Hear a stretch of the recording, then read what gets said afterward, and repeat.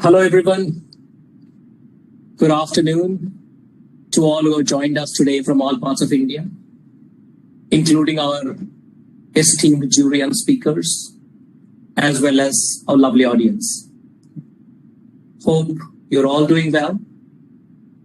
It gives me great pleasure to welcome you all to the 11th edition of the India CFO Summit 2021, powered by Expensing. I am Sabarinathan Sampath, your host for today's virtual event. And to give a brief about myself, I'm the Chief Strategy Officer at Wire19, a business unit of ZNet Technologies, a leading cloud and IT services distributor. As many companies today try to recover from the financial and operational impact caused by the onset of COVID-19, all eyes are on the CFO, the Chief Financial Officer. The pandemic has certainly accelerated the evolution of the CFO's role within an organization. If you look closely, the CFO is in a perfect position to strategically lead his organization forward against the crisis. There used to be days when CFOs used to be doing tactical things, firefighting on a daily basis. But now, they moved on to more strategic visionaries. They're now expert at reading data, identifying trends, and joining the dots to see the financial consequences of any decisions what they make. They look at the future, they look for the longer term. And they are also now responsible for digitization, right? And they have a seat in all strategic company meetings, to work for the welfare of the overall organization, the people, and the processes included as well. But how do they go about this new and evolving role? The 11th edition of India CFO Summit with the theme CFO's role in the post-pandemic recovery will attempt to answer some of these questions as well. I'm glad we've been joined by some leading CFOs from across different industries for some closely knitted conversations and for some insightful sessions as well. The event will also felicitate the leading CFOs who are making a direct impact in terms of how they do their business and the industry at large. Before we move ahead, I would like to extend our thanks to the organizer of the event, Biz Integration, and our title partner, Expensing. I would also like to thank our gold partner, Keynote, supporting partner, All India Association of Industries, knowledge partner, Practice, a tech partner, ZNet, and media partner, Wire19. I would also appreciate the participation of the organizations who have submitted their nominations for the various CFO award categories at the 11th India CFO Summit 2021. I want to spend before we get into announcing the winners at the end of the event, we have a few important things which we would like to go through as a part of the agenda. Right? Let me quickly run through what we have for today. We'll start with a welcome address by Mr. Shabeen Imani, followed by a keynote by Mr. Vivek Bhatia. Right? We have two exciting panel discussions where we'll be joined by eminent set of panelists giving their thoughts, ideas, insights about various things in terms of how they have handled tricky scenarios, how to overcome them, etc. as well. We'll have a short presentation by a gold partner, Keynote.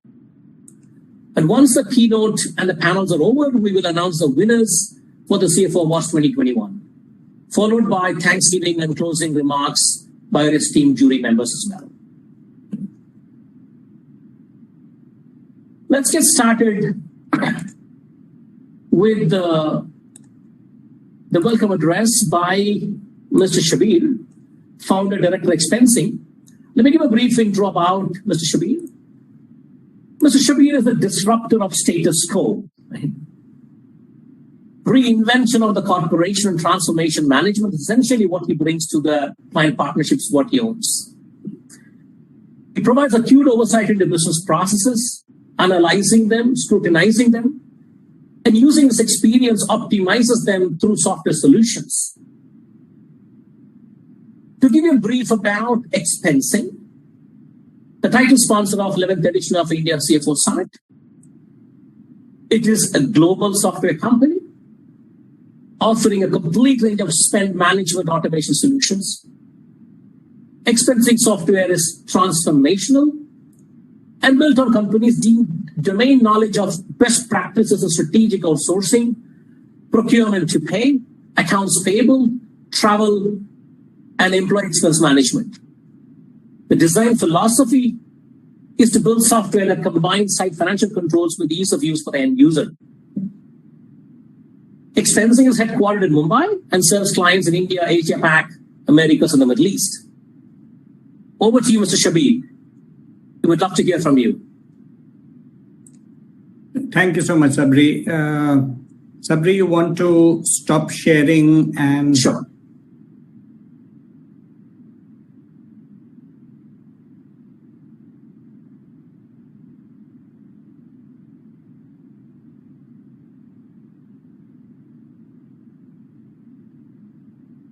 Okay. So, while this is supposed to be a welcome note, and I'm definitely more than happy to welcome all of you, I'm going to go beyond just what traditional welcome note is supposed to do out here. Let me start by sharing an experience with you, which led me to, the presentation that I'm going to have today. I came back yesterday from a month-long trip to the USA. I went to the East Coast. I went to, Chicago and Minneapolis, St. Paul. In the Midwest area, I went to Colorado, Texas, a bit of the West Coast in terms of San Fran and the Valley. This was part of an exercise to meet a whole lot of CFOs as markets reopen and we get a chance to go ahead and interact with them again. And one thing that I noticed across all of them is some level of discomfort. Like Sabri said, the CFO's role has become far more strategic. With that strategy comes a lot more responsibility that CFOs are expected to handle. And one thing that I noticed is, so some people complained about, what in the US and to a limited extent in India is called the resignation wave and the fight for talent. Some other people were really worried about what China-US relationships would do. Others were worried about, issues happening at the ports and supply chain, the container shortages, the increase in shipping rates, so many different aspects that people were talking about. Some of them even had unease about the fact that they were expected to perform in very different ways from what was there earlier. And that led me to today's presentation, which says that is it the end of an era? Do CFOs really need a new perspective? I'm not going to use the normal hackneyed terms like we are in the new normal or we are in the VUCA world, because I think seminars tend to promote these kind of acronyms a lot. But what is the end of what era are we talking about? And really what we are talking about here is the fact that efficiency, which used to be the cornerstone effectively of everything that the CFO did, can that still be our North Pole? Can that be the guiding light for us as CFOs as part of the journey? And to kind of make that point, and I'm going to keep this kind of broadly at 30,000 feet level, let's talk about a few things. So my proposition here is it is time for CFOs to move beyond efficiency. Efficiency has served its purpose. Long live efficiency, and it has done whatever it needed to do in the past. But today we need to look at something else. And what is that something else that we are talking about? So efficiency has always been the key point of view of a CFO. This was reflected in various things, right, from just-in-time inventory management, which is again something which a lot of the CFOs in the US had got burnt, and their companies had got burnt with just-in-time, to economies of scale and how you think once you get the formula right, it's just about, building up scale, outsourcing and more. These were all, if you see something which is common across all of them, it is all derived from creating value out of efficiency. Long-term planning came automatically out of this. If you take something like just-in-inventory, it takes a long time to set up. It requires long-term partnerships. It requires things to fall in place. You need to have a 3 to 5 year plan to have partners who are willing to give you just-in-time inventory or economies of scale and building plans. So long-term planning is a natural corollary of that. And the CFOs were very comfortable with this because they were valued for this. They felt that the key value that they were getting, the value creation that they were getting, was out of this focus on efficiency. But there are two emerging counter forces which are becoming more resilient, more prominent by virtue of the kind of situation that we have gone through from early 2020. Resilience being one of them, and I'm sure you understand the difference between resilience and robustness, but I need to mention that to an extent, the focus has shifted from robustness to resilience because you can no longer necessarily predict everything that's going to happen. So how do you get back up to speed quickly is becoming important. And agility, and again, closely related to agility is the ability of the organization to adapt and adaptability. Though remember, all these four are different, but I'm going to stick to resilience and agility from. The important thing to note here is I'm talking about these two as counter forces. Why do I talk about them as counter forces? Because when you really start paying attention to resilience and agility, it will require you in many cases to move away from efficiency. They need a different outlook, they need a different approach, they need a different mindset. And only when that mindset and the realization that there is something new that is afoot and therefore a different way of operating and thinking is required, will CFOs really make way for the counter forces which are brought about by resilience and agility that I'm talking about here. Let's take a simple example to go ahead and do it. If you're building an application which will allow you to get more customers, you are working towards efficiency.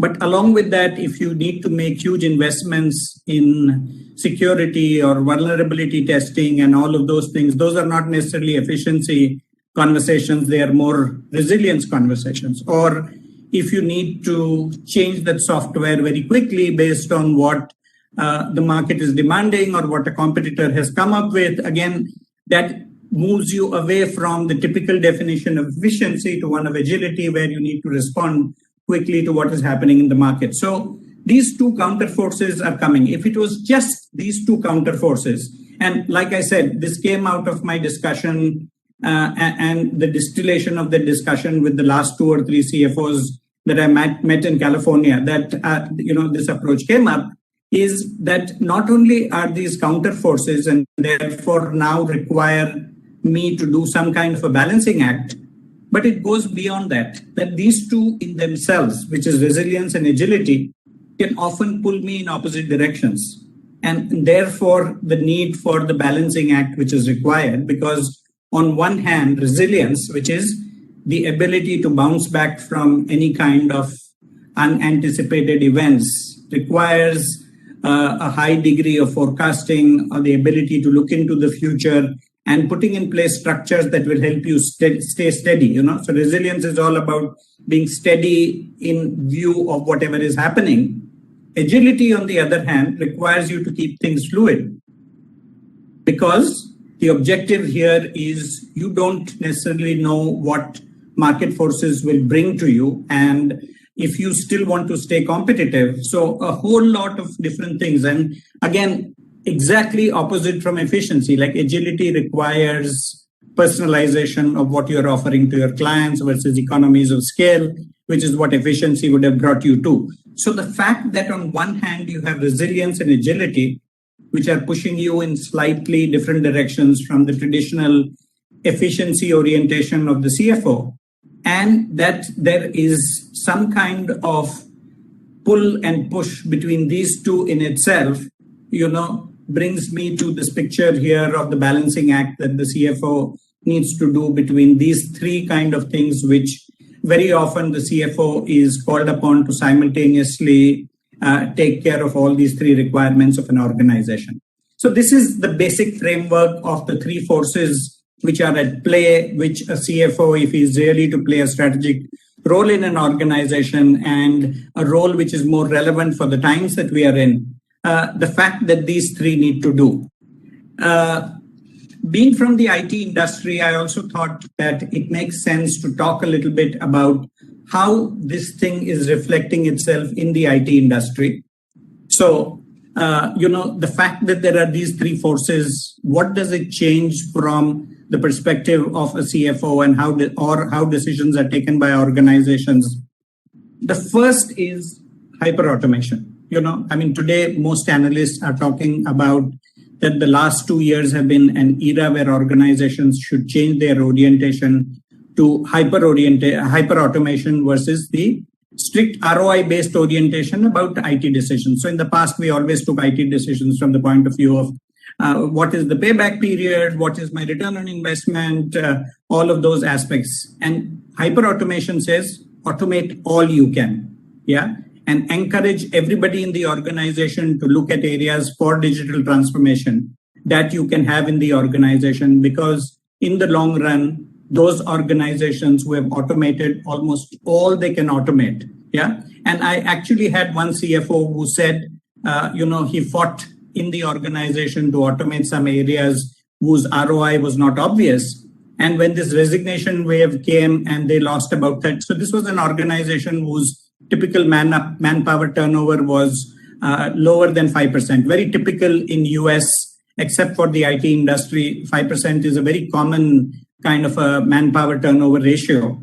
They today are facing an upwards of 30% turnover ratio. And one of the things that is helping them be resilient in this time is the fact that they have a lot of areas which they have done through this whole aspect called hyper-automation. So one way in which the triad of forces which I talked about is playing out is hyper-automation in the IT industry.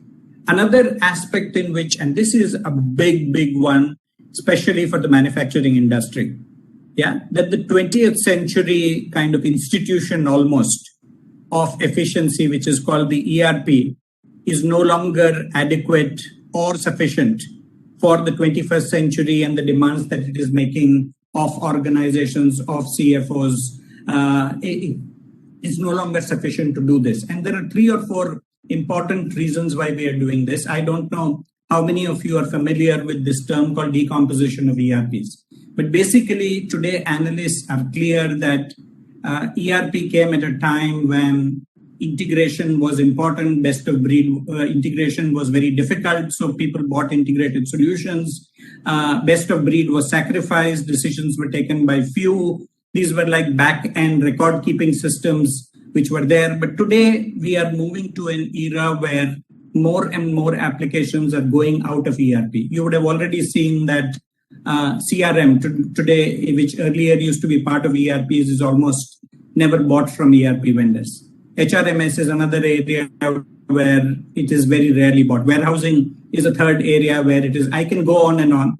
In fact, the area that we play in, which is the area of spend management, is another area where this decomposition of ERP and spend management with its areas like sourcing, procure to pay, all of those areas and the source to pay areas are beginning to move out of ERPs into best of breed specialized applications. So this is one aspect which is related to this trend. The second is organizations are realizing that their systems cannot just be internal, which is what ERPs typically were.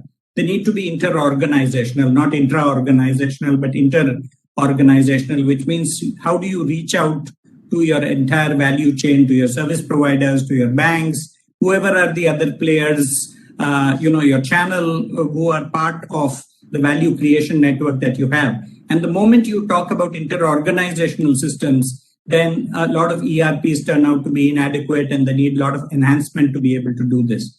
Again, while ERPs were great for reflecting any update of records in all aspects of the business, in essence, they were a record-keeping system.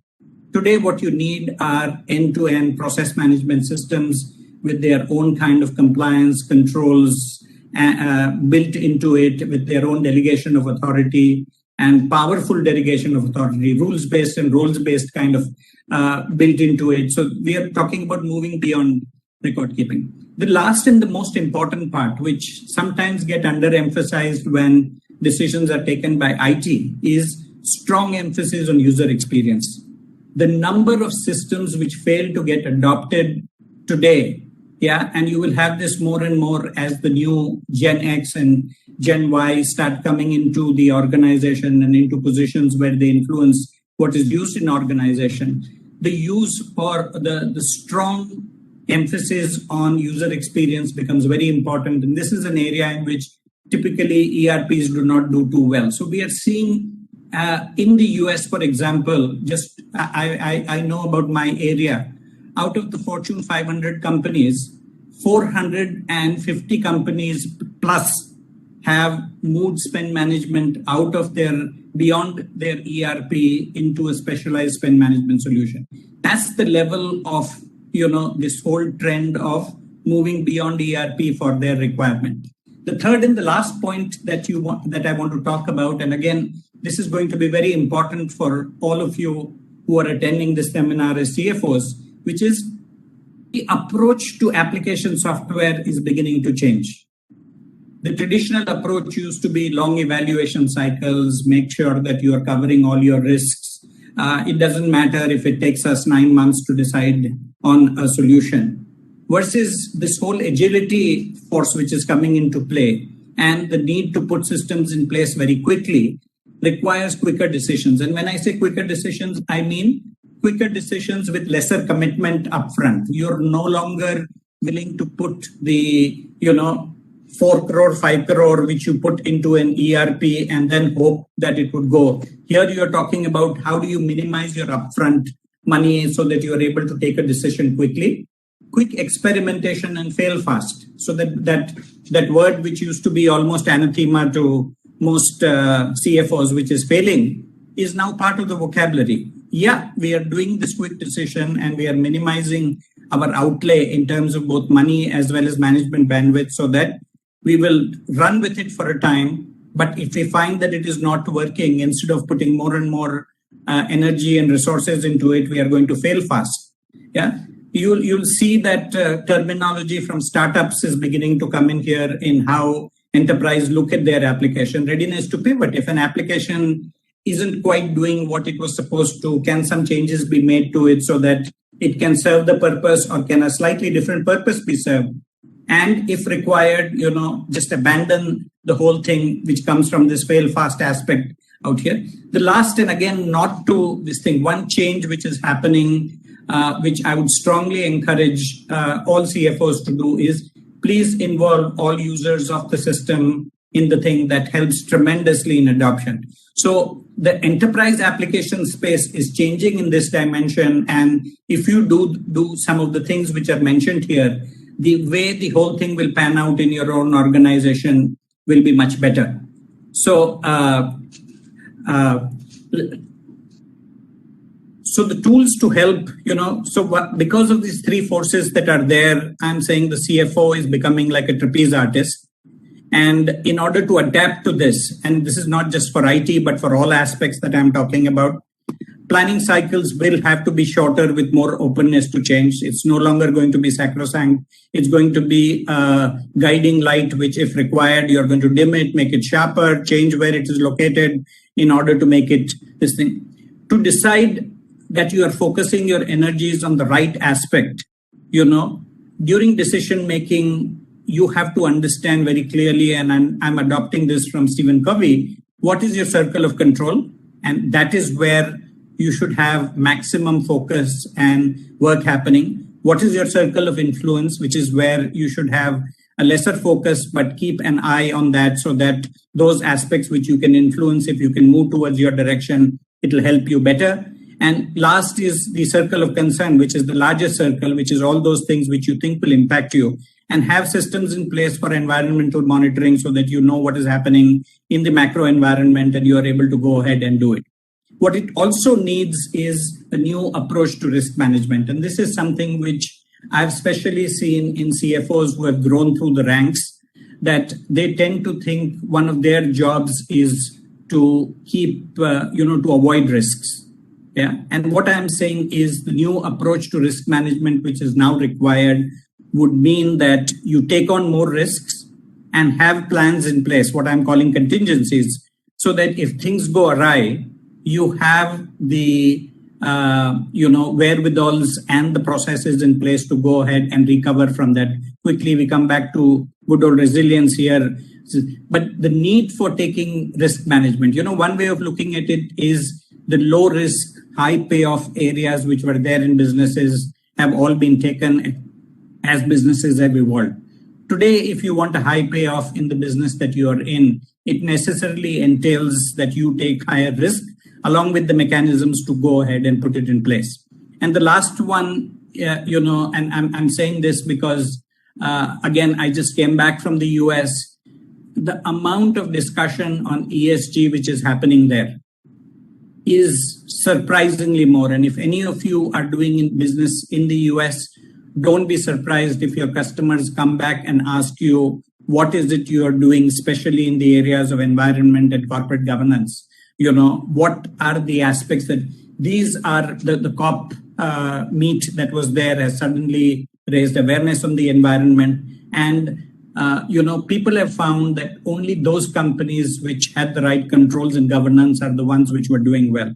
So these are things which, as you balance these three forces which are pulling you in different directions, these are 4 points which I think are aspects to keep in mind, which will help you go through some of the complex maneuvers which you will be required, the gymnastics which you will be needed to do as you balance out across all of these forces. Yeah, that was a quick, view on what that. Two of my colleagues, Mithilesh and Dipesh, helped me with parts of this presentation. And that's the perspective that we had to present. Back to you. I guess we are not taking questions, right? No, we will ask the audience to type them on the chat window if they have any. Okay, right. So shall I stop sharing? Yes, please. Thank you. Okay, that was wonderful. Thank you, Mr. Shabeen. Thank you for setting the tone for the event as well. Thank you. And let's, for the benefit of the audience, just want to reiterate that there are stalls in the lobby. So please feel free to visit them, ask questions, whatever you may have. And if you have any questions, please, for Mr. Shabeen or for any of the speakers who are participating in the event, please feel free to type them on the chat window. So with that said, we have a short video message by Expensing for the audience. So let me just arrange to play that.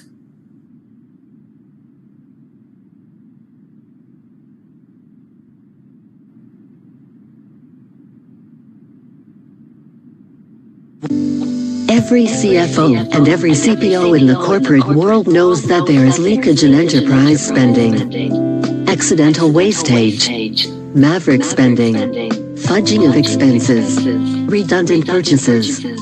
What if leakages could be reversed? Expensing spend management software. Reverse the leakage in corporate spending. Strategic sourcing. Procure to pay. Vendor portals. Asset management. Travel and expense. And budget control.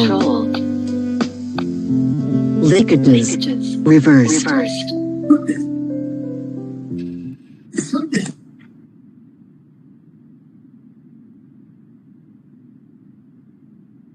Great. That was a short message from our title sponsor, Expensing.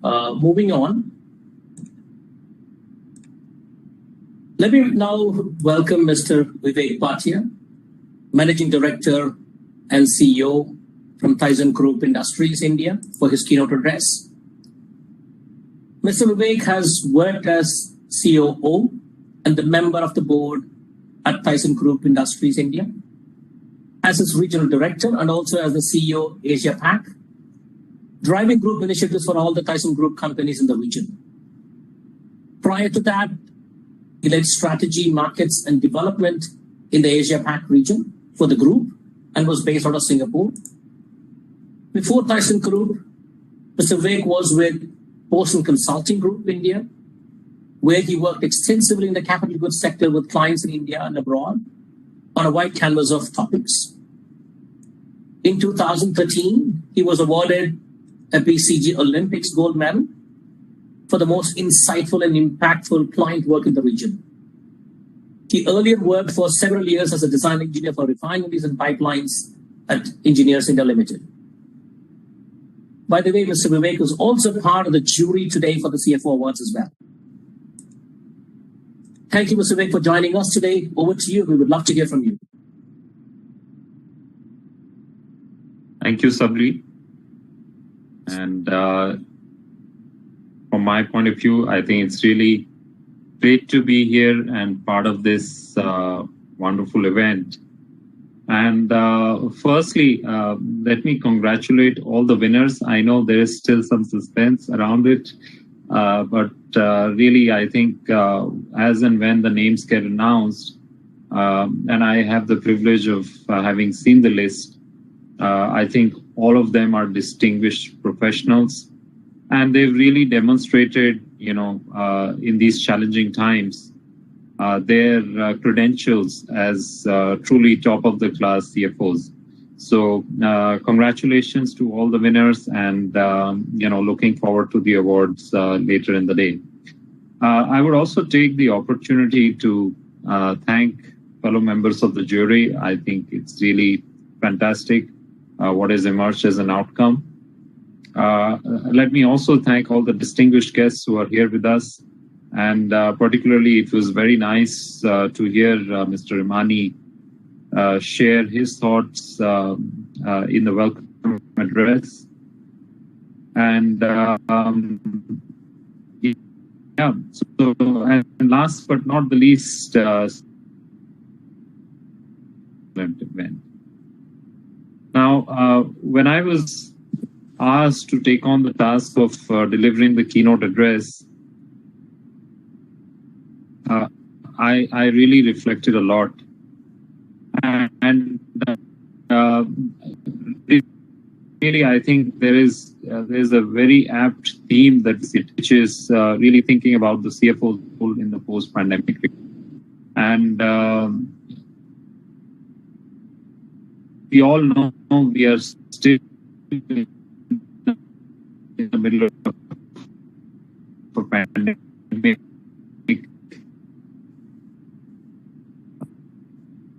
We've gone through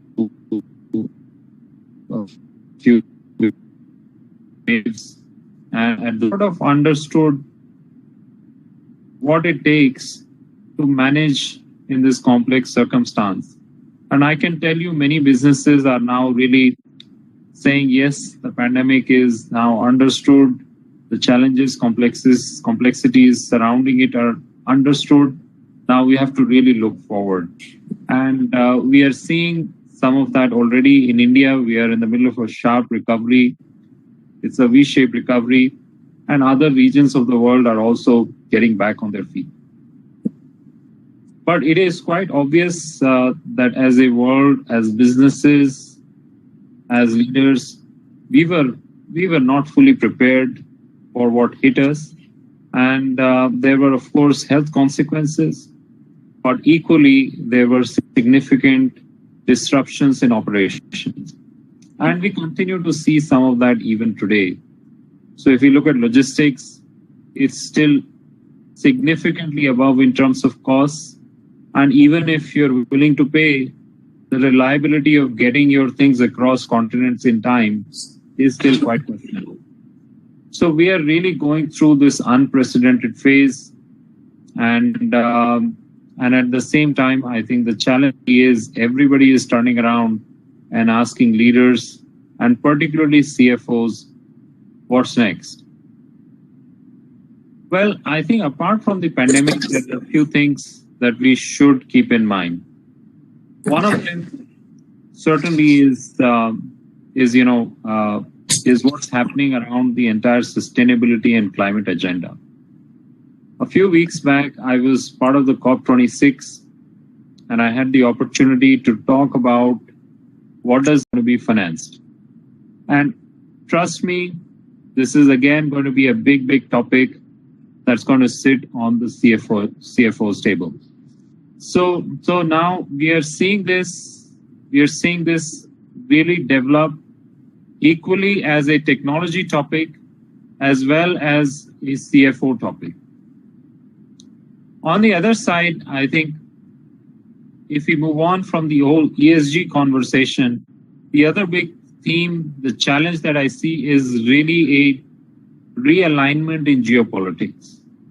So we are seeing a major change in the way the global economy is going to get wired up, and this is started. This is going to accelerate.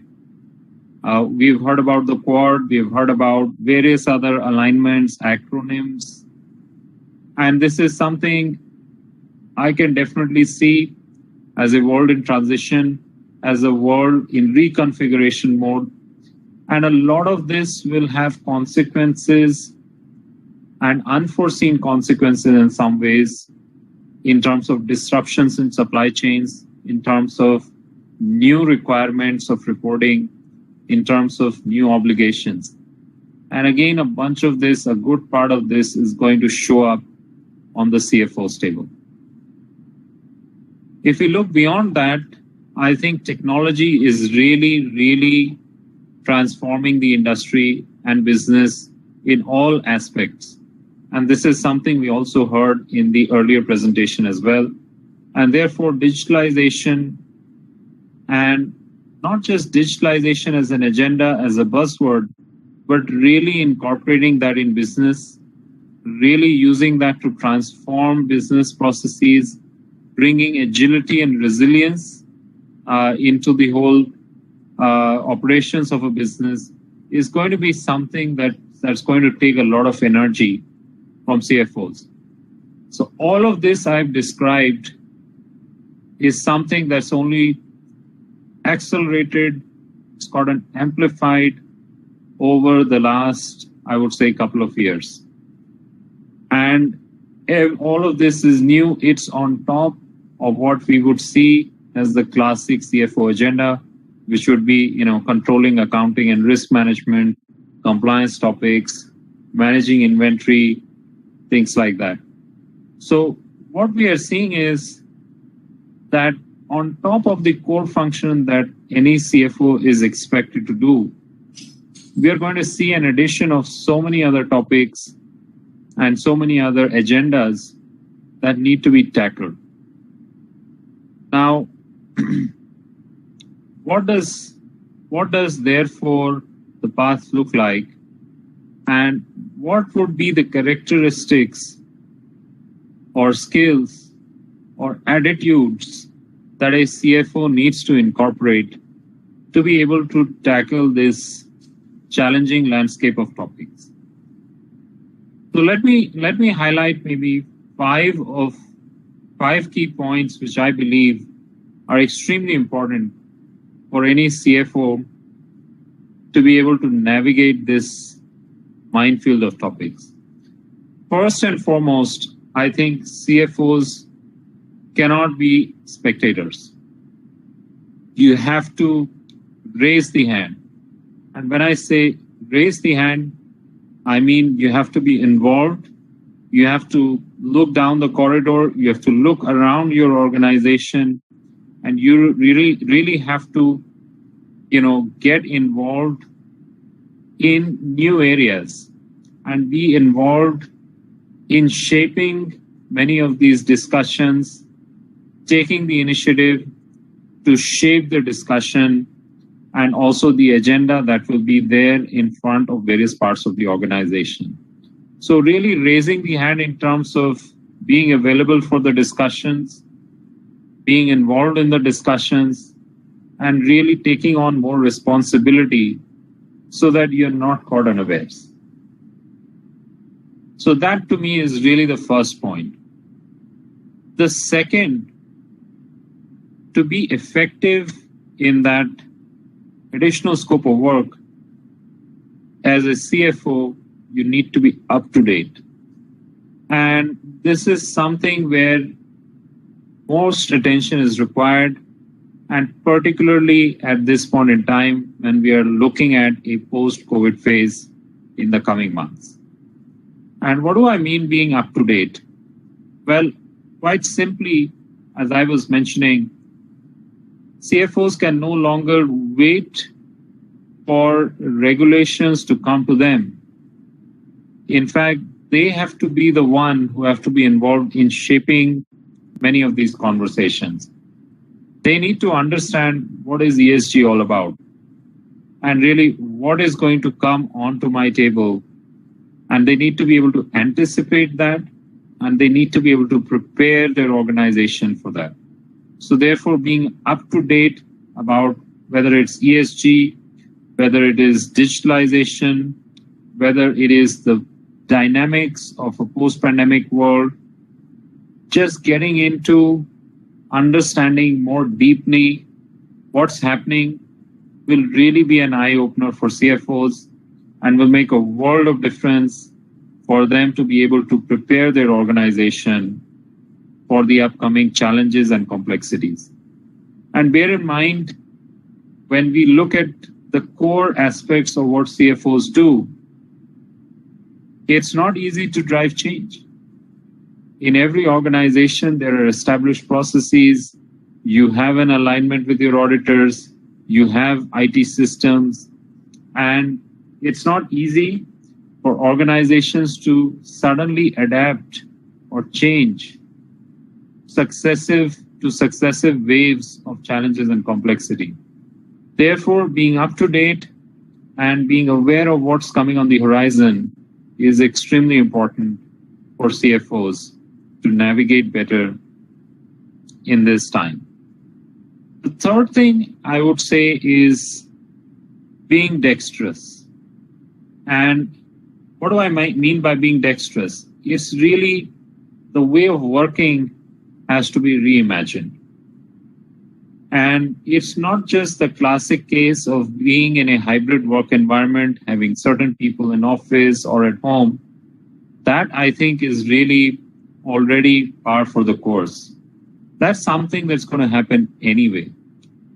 But when I say being dexterous, I really mean thinking about technology and really evaluating how best you can bring more technology and how you can use that to your advantage to have the flexibility and agility to navigate this challenging environment that we all expect in the days ahead, on top of the complexity and challenges that we are already seeing today.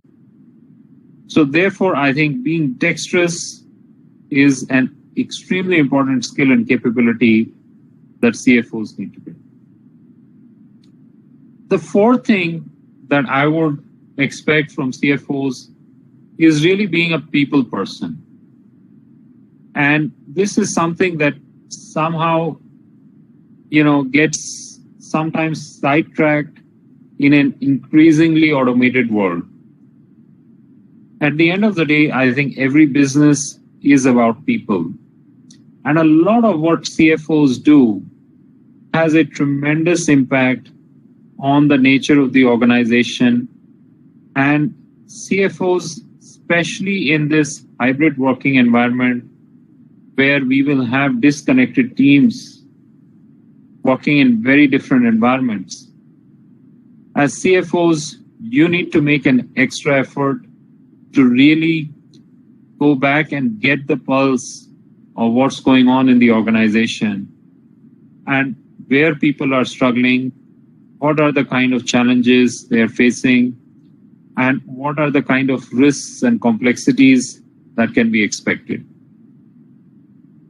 And this also means using that as an insight to reflect how we can make sure that the financial systems and the IT systems and the governance and the controls are better prepared to support the organization and the people in particular in a very different way of work.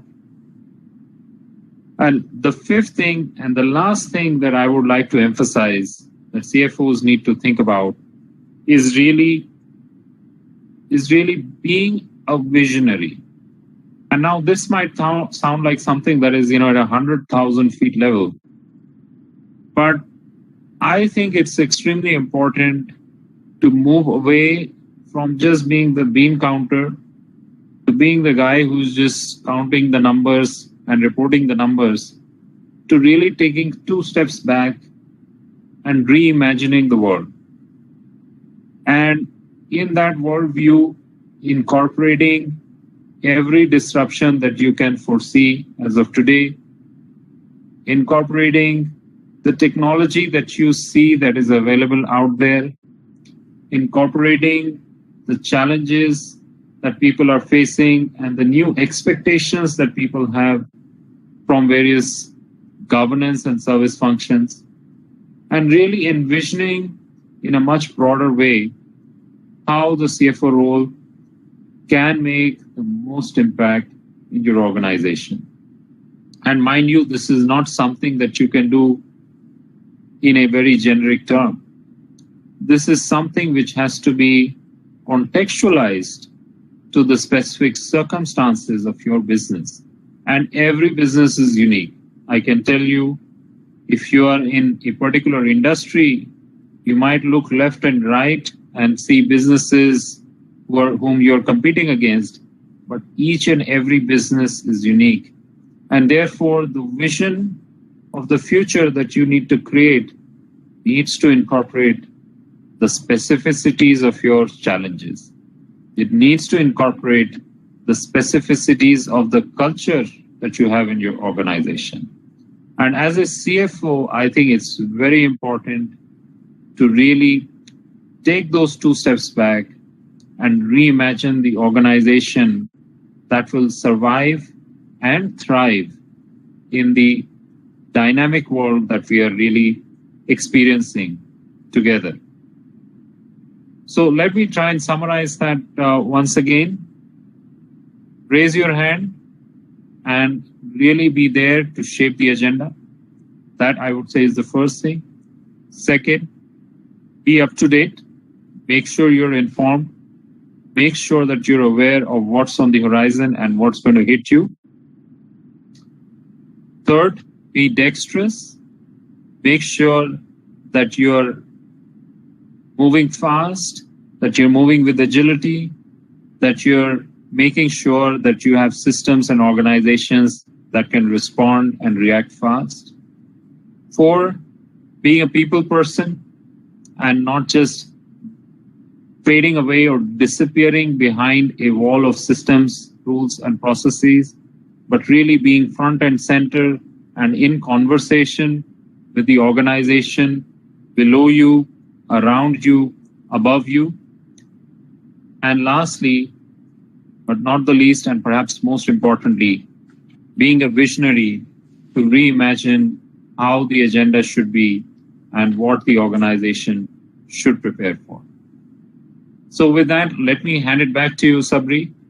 And I wish the entire event grand success. Thank you so much.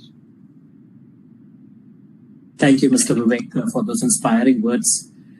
Anything that you share with us is always insightful and thought-provoking. And I'm sure the audience found that insightful as well. Thank you. Thank you for being there.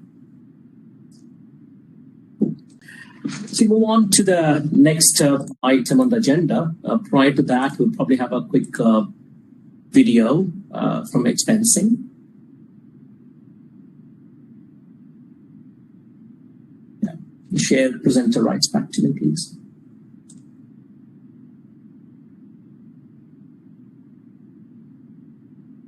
Thank you.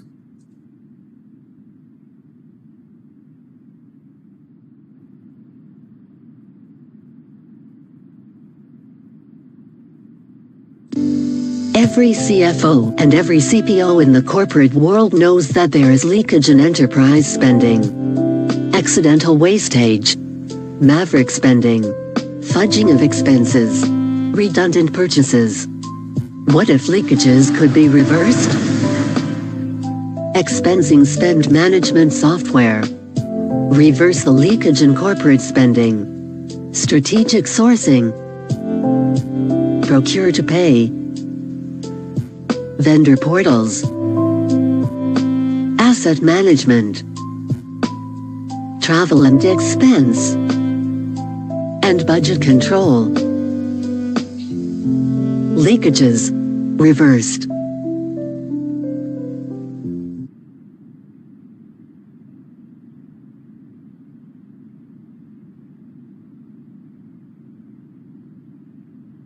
Great. With that, we move on to the next item on the agenda. We have a presentation by our gold partners, KNAV. Let me welcome Mr. Anand Shah, Director, Valuation Services, and Ms. Kinjal Shah, Manager, Valuation Services from KNAV, for the presentation on valuations in post-COVID M&A. Over to you both.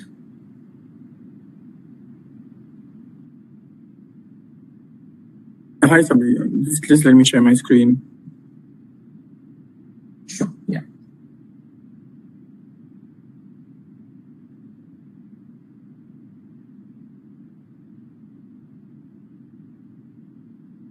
Can you see the presentation?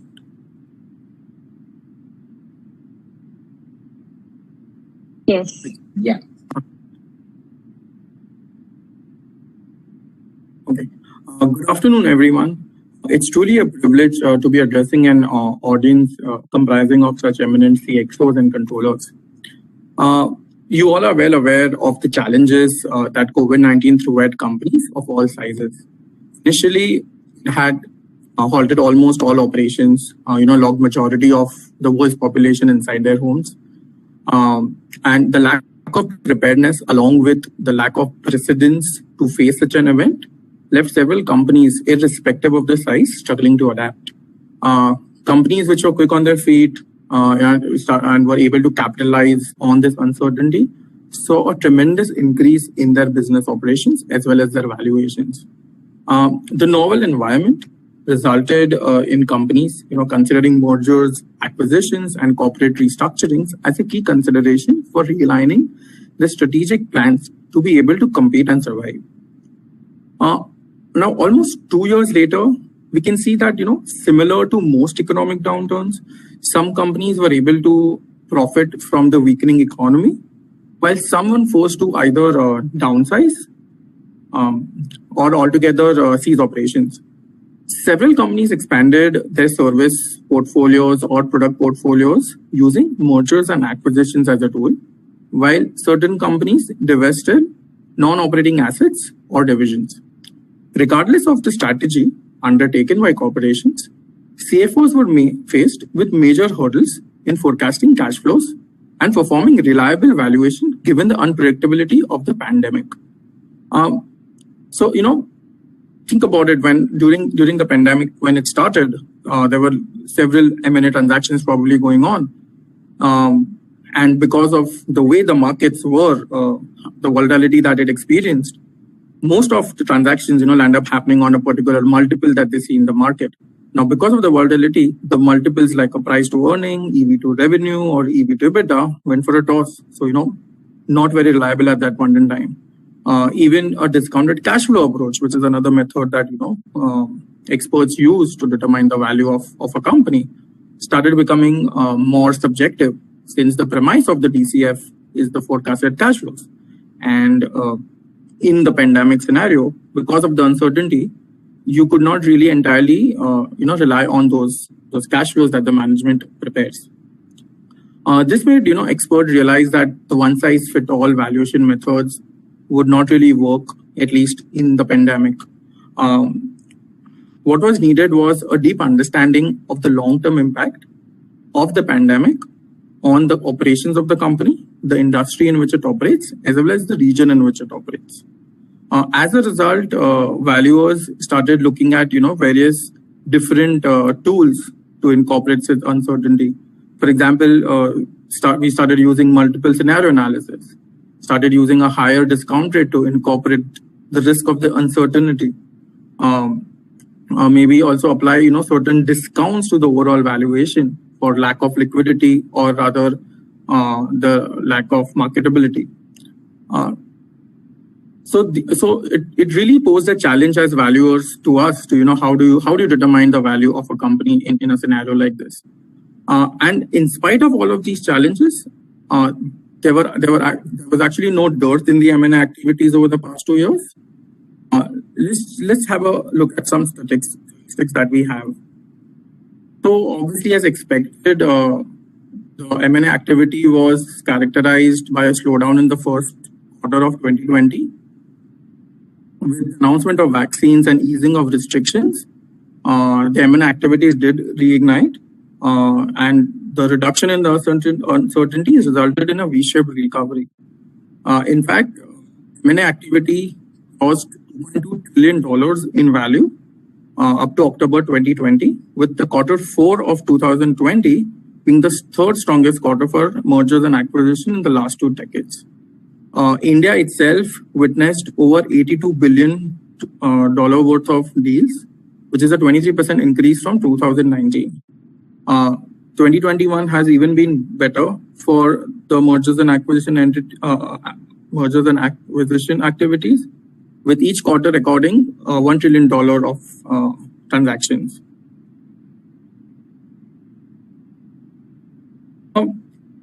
So, while valuation plays a very important role when you are doing a transaction, even post-transactions, the way our financial reporting standards are aligned require certain valuation analysis to be performed post the transaction has been consummated. So what I'm going to talk about in this slide is, what's the impact of these financial reporting valuations on your profit and loss account. So one of the first requirements that stem once a transaction has been consummated is a purchase price allocation.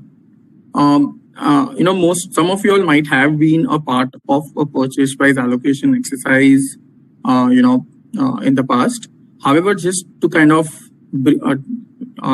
discuss a brief about it, it is essentially an exercise wherein you segregate the total purchase consideration that you paid to acquire a company amongst various liabilities, tangible assets, and identifiable intangible assets that were acquired in the course of the acquisitions.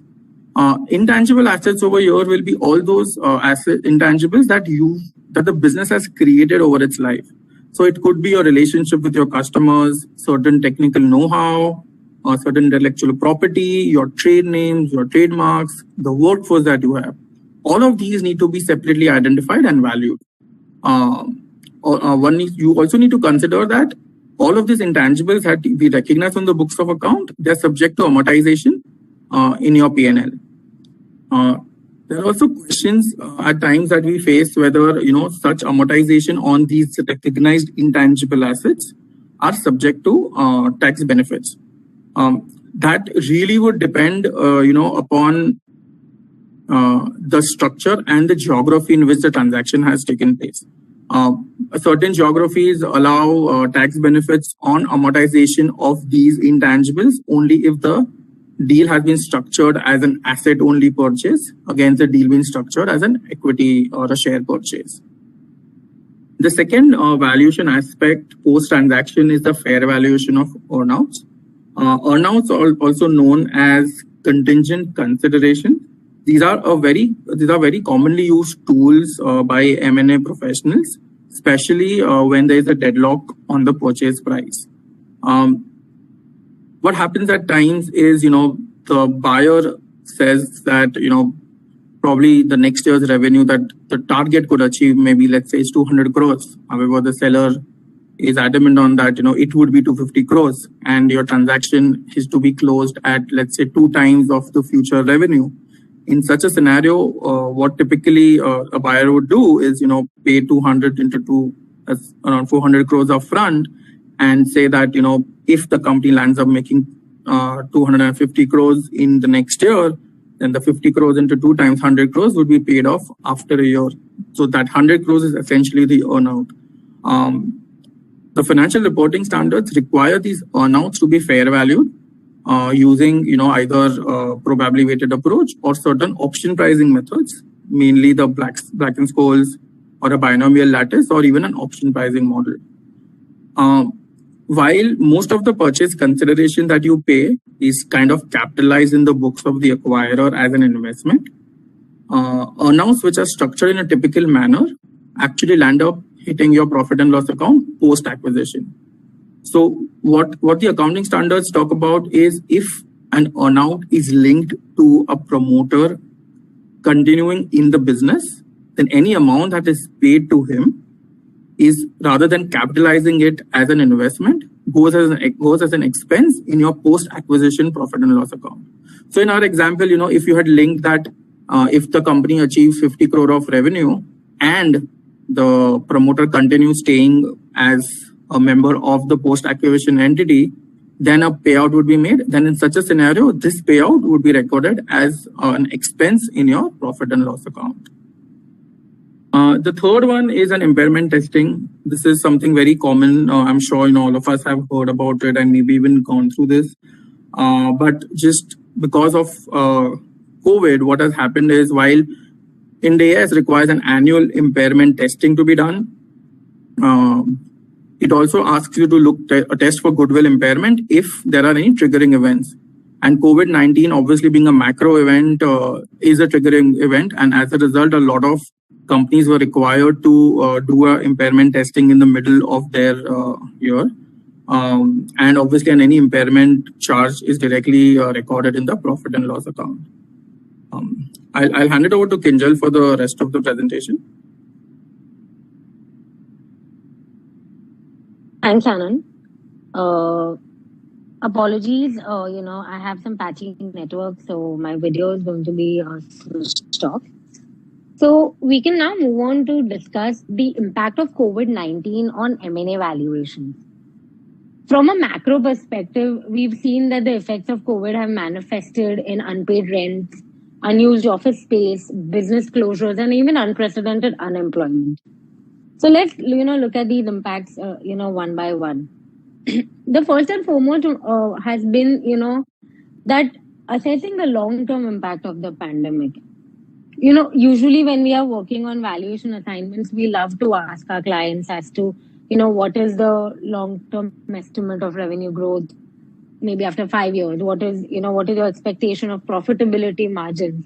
But now we are met with puzzled looks, and rightly so. Because now we are in a scenario where the past can no longer be relied upon to predict the future. There has not been any pandemic recently for us to rely on. And the most recent one happened more than a century ago. And given the uncertainty around, surrounding the pandemic's impact, long-term forecasts are also more likely to be challenged in litigation events. What we believe is that, having scenario-based forecasts would be the way to go, to ensure that we have all our bases covered. The second one talks about the impact on the cash flows. So the impact on cash flows, will have a direct effect on an M&A value conclusion. Now, depending on the industry in which the company operates, cash flows have either been positively or negatively impacted.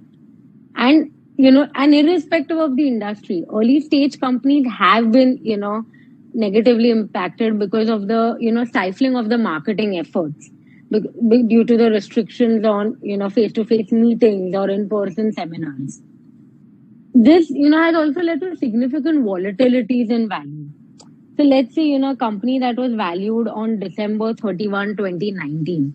Now, that value conclusion would not take into account the effect of the pandemic simply because it is a subsequent event as of that date. The same company valued on March 31, 2020 would have a significantly different value. And this, to an extent that it might become unjustifiable to, financial statement reader or, a potential buyer of the company. Now, from our standpoint, as appraisers, we also have been forced to look, relook at the methods that we apply for M&A valuations. For example, the discount rates that we use under the income approach, they have been heavily impacted due to volatility in various factors. One of them being beta. So, the chart on the right, you see basically the average beta for a 2-year, 3-year, 5-year look back period for the airline industry. And you can actually see a clear-cut demarcation between, a pre-COVID and a post-COVID era. And we see that, there has been a steady increase in the betas. And apart from the beta, leading appraisers have also published revised estimates for market premiums to account for the higher riskiness of equity markets. And additionally, as people fled to bonds for safety, geographies have recorded record lows of risk-free rates, which are sometimes negative. So from a valuation perspective, all these inputs have to be assessed, for their long-term impacts when we value a company in perpetuity. Having spoken about the income approach, the market approach also has had its own set of challenges in the pandemic. Now, stock prices of companies have been extremely volatile, with those of the beneficiary industry skyrocketing while the others have nosedived. In such a case, considering the share price on a single day may not be appropriate. What we have done is, we've alternatively considered periodic averages of share prices, such as, 3-month average or a 6-month average, to calculate the benchmark multiples. Similarly, even the guideline transaction method, the application of this method has come into question because, a transaction that had taken place in an economic situation where COVID wasn't there may not reflect the reality that exists today. So, we might have to think twice, before kind of selecting or, relying on multiples for transactions that happened pre-COVID. Addressing the next point, so the goodwill impairment process has itself been complicated, because of the uncertainty surrounding about how long the pandemic is going to last, what are going to be the long-term effects, and that makes the process of assessing the amount of impairment loss very subjective.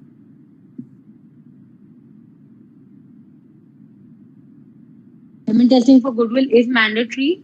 Ongoing deterioration in economic conditions and the negative effect on earnings and cash flows have also triggered the need for, interim goodwill testing for many companies, as Anand mentioned. Managements typically begin considering if a triggering event has occurred by evaluating the macroeconomic changes. And in this case, geography plays a pretty key role. So, for example, in the early days of the pandemic, management teams based in the United States understandably didn't know the severity of the issue as it was developing in Asia. Therefore, if an organization has operations in Asia or Europe, the risk of impairment occurring there may not have been obvious in the early days, which could have slowed down the triggering event analysis, which is otherwise required. Again, as discussed in the first point, reliance on just one base case of projections may not be appropriate for companies, especially where the buffer between the carrying value and the recoverable value is slim. The way forward would be to have a sensitivity analysis to show value conclusions under various possibilities. Another option open to companies is, deriving a value conclusion using simulation methods, simulation methods such as the Monte Carlo simulation. Lastly, it is important to understand that the pandemic's effect was not a blanket one on all the companies in the population. Industries such as pharmaceutical tech solutions have benefited massively from the pandemic, while the discretionary space such as hospitality, airlines, etc., have been badly hurt. And these industry-specific factors have also been reflected in the M&A space. Anand, we can move on to the next slide. And now, now as Anand discussed that the pandemic has settled and deal making has picked up. Now let's understand the regulatory compliances in India from an M&A point of view. So we look at, we categorize transactions as outbound, inbound, and domestic. So in case of outbound transactions, FEMA guidelines require a valuation report either from a CEO or a merchant banker to determine if the transaction price is not greater than the fair value of the business. There are, draft rules in place proposing a registered valuers report rather than a CEO or merchant banker report. The Indian Income Tax Act, requires an 11 UA report, also known as also the NAV analysis, to determine that the consideration paid for acquiring the shares is greater than the fair market value per section 56(2)(10). In case of an inbound transaction, again, FEMA RBI require that, require a CEO or merchant banker report. In this case, to determine that the transaction price received is not less than the. And as you know, FEMA requires, appraisers to use internationally accepted valuation methods. The Indian Income Tax Act again requires an 11 UA report, in this case, to determine that the consideration received for selling the shares is greater than the fair market value for compliance with section 50CA. And in case of an inbound transaction, there is another compliance for, with Companies Act, section 62, wherein a registered valuers report is required where the company is issuing new shares. In case of a domestic transaction, we again have a requirement under the Companies Act for a registered valuers report in case of fresh issue of shares. And the Income Tax Act would require a merchant banker report for, issue of new shares to comply with section 56(2)(7)(b). So this is it, from our end, based on our experience of, the impact of COVID and how it affected our experience of working with clients. And, you're free to ask any questions that you may have. Thank you. Thank you.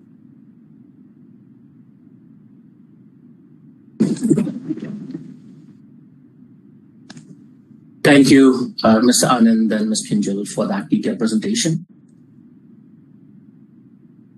Giri, if you wouldn't mind giving presenter rights back again. Thank you.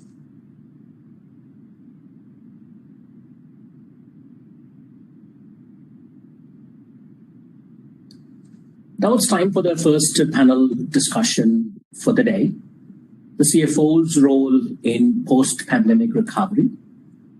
This panel will be moderated by Mr. Deepak Narayan, CEO and co-founder of Practice.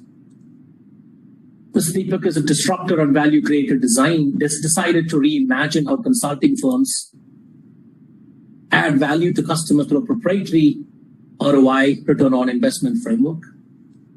Mr. Deepak is an active volunteer of the Isha Foundation and diehard cricket buff, a yoga practitioner, and a mediator and a voracious reader, and loves spending time with people. Joining him would be an elite group of panelists: Mr. Chirag Mehta, Chief Financial Officer and Head, Legal and IT, Bharat Serums and Vaccines Limited; Mr. Alok Bajpai, CFO, Adani Connex, also a respected jury member for the CFO Awards as well; Mr. Saurabh Taneja, CFO, Tata Boeing Aerospace Limited. I'm afraid he's probably not joining us today. I just happened to get that information just now. Mr. Hitesh Uppal joining us, the CFO from magicbricks.com. Ms. Rachana Busari, Vice President at National Stock Exchange of India Limited. The panel will highlight the role of the CFOs in the post-pandemic world, the challenges they have to face, and the opportunities they have in strategically leading their organizations out of crisis. Over to you, Mr. Deepak. Thank you, Sabri. Thanks. Thank you for that lovely introduction. Thank you to the organizers for having all of us here as part of the 11th CFO Summit. A warm welcome to my fellow panelists. And all of you are aware we have a fantastic panel here, and I'm sure all of us will be able to draw out and implement actionable insights coming out of this session and apply it in our own companies. At the outset, it is important to state that we are not yet in the post-pandemic era. However, as we all begin to establish or re-establish what post-pandemic normal looks like, business leaders are focusing on growth and value creation. The pandemic has disrupted existing set business models and ideas, accelerated the pace of innovation and digital transformation. It has also changed the way we work, where we work, and even when we work. While the fundamental principles relating to value creation remains the same, as all of you would agree, delivering this now requires new thinking, especially to leverage macro realities and also to leverage new ways of working. And the role of the CFO continues to remain as strategic as what it was. The CFO remains a co-pilot to the CEO, deeply touched or entrenched by digital transformation, and with a razor-sharp focus on business sustainability. I think with those introductory remarks, I would possibly jump on to to my fellow panelists, and maybe start with the only lady in the room, Rachna. If I may request you to switch on your camera so that the audience can see you. So Rachna, my question to you is, I think we have come a long way, right? It's been 360 degrees from the time we saw cash crunch to what we are seeing now, which is a liquidity bonanza. What, as someone who has witnessed this so closely, can you give us examples of what companies and particularly what CFOs did, both during the crunch as well as now with excess liquidity, given you have a vantage point, Rachna? Yeah. Thanks, Deepak, and good evening to all my fellow panelists, and thanks CFO Summit for having me today as a speaker. So, yeah, Deepak, I think I'm the only non-CFO also in this panel. So but having worked very closely with the CFO, since I'm taking care of the business development initiatives of listing of companies, I work very closely with the CFOs. And, what one thing over a period of time that has changed, I don't know whether it is pandemic or it is something else, that is that CFOs play a very, very pivotal role. Their role has totally changed over a period of time, and they are not only looking at finances or balance sheets is not only their forte. Actually, they've gotten into the various important strategic functions at the CFO level, and what pandemic threw into light, and what I, again, from my interactions with the various CFOs of the larger corporates as well as the small and medium enterprises, is that, the pandemic actually put all the CFOs into a firefighting mode, because this was something which was never, ever even created or envisaged as a worst scenario that could hit, and in the shortest span of time. So I think all of them had a cash war room, I could say, or something like a firefighting mode. And what basically I would just touch upon 2 or 3 things that helped them sail this. The liquidity crunch obviously hit because the supply chains were impacted, the receivable cycle got impacted, and I think there was a total fund crisis that hit them. But what helped most of the CFOs across in the common thread in this whole discussion was that preserving cash became imperative. So, even the most highly leveraged companies at that point of time went back to see that, what is that they could immediately pull out and have some cash and preserve cash that was with them so that they could sail through the next few months. So I think the top priority became sustaining. The top priority became maintaining the top line, or, preserving the top line, I would say, and getting some cash into hands. So that's the first thing that they got into. Assessing risks. I think the next point was, once they were able to do something, then they started assessing the risks that were hitting them, the scenarios that got created out of it, and what they could be hit again from which angle is what second thing that was totally examined by them. And then obviously the financial plan was being worked upon. The whole thing was being redone, considering that, people are away, you need to set up more of digitization, because everything suddenly came to a halt and people were expected to work from home. And most of the SME companies, I would say, and even the larger corporates, had not envisaged a scenario where, the people would not be in office and be not able to actually come, and they needed the work, they needed to support them with the equipments, with the information and the seamless access to data so that they were able to work effectively. So what this pandemic crisis also saw CFO playing a major role in digitization of the company. And what changed in the mindset, and especially I would say for the smaller companies, is the fact that, digitization and information technology spending on upgrading your technology was not considered to be an expense. It was looked upon as an investment, because that was the mindset that we saw people change, CFOs change, that yes, they were not incurring expenses on this. It was the need of the hour, and it was an investment which would really help them overcome this and function normally. So that was an important thing. I think most of them got into anticipating what is the risks involved and what would be the action plan. That's another thing that across the thread we saw CFOs working on. And diversifying and seeking new lines of credit became the next discussion. In fact, I think this is the time when most of the CFOs dwelled upon, what were the government grants that they could take advantage of, and what are the various subsidies that were being offered, and how they could leverage on that and seek to keep their company and the capitals in place so that they could meet their day-to-day challenges and their day-to-day liquidity crisis that they were coming across. Right. So in your own experience, thanks Rachna for summing that up. So in your own experience, how is it all looking at this point in time? What's the change that you see when you interact with CFOs as compared to 18 months back? Yeah, so I think one is that the stock markets have been quite lucrative with respect to investing, and one is that. The second is most of the companies have found this as a good alternative to raise funds using the capital market. So you've seen the unprecedented IPOs hitting the capital markets this year, and the CFO role has overall evolved during this whole thing about going listing. He plays the most critical role during the listing, the entire process of due diligence or the valuation process that gets evolved with the merchant bankers. So I think that's one important thing. And the companies are able to actually, place themselves in very well with respect to the valuations that are happening around and tap the capital markets.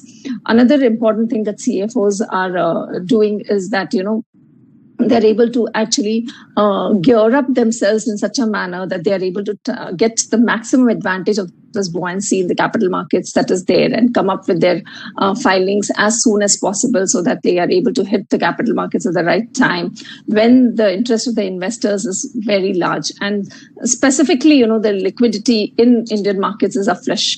You have newer investors who have come in. Every month we see around 25 lakh of demat accounts being opened up, and I think this is what CFOs are keeping tab on, that the markets are doing well, the new investors are coming in, a new breed of investors are coming, and unicorns are tapping the markets. So I think it's all positive signals out there, and they don't want to miss the bus. And that is how, they're all gearing up to ensure that if the company is in right size or the right, I would say the right structure is in place, then, and IPO is what was in the design somewhere down the line, they've all geared up to ensure that they are there at the right time during this period. Yeah, thanks, Rachna, for those opening remarks. Alok, maybe I'll come to you. I think you have had an interesting 18-20 months, right? So you were with NTT when the crisis kind of originated, and now you're with Adani. So were there any lessons for all of us to learn? I mean, what did you pick up during the pandemic, and what is it that you could apply at Adani? I mean, give us 2 or 3 examples. I think you're on mute, Alok.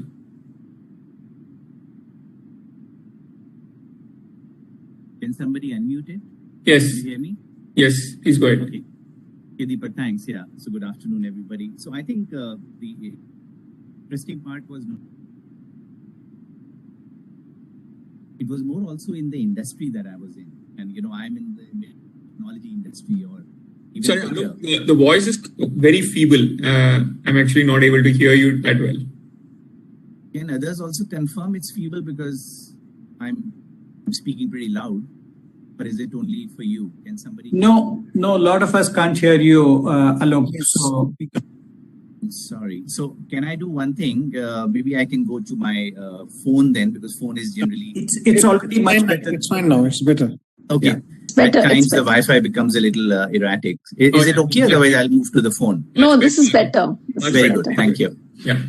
Yeah, Deepak, so I was just saying, sorry to repeat again, but I said not only the two companies that I was in entity and then Adani now, I think it was the industry, which is very interesting. And I think we have all spoken, Rachna has also emphasized about technology and digitization. And I am in the data center industry, which is going to be the future. Of course, the data market and the cloud market is going to be the future. I mean, we are growing at about 30% CAGR in terms of the data centers and also in the cloud industry in general.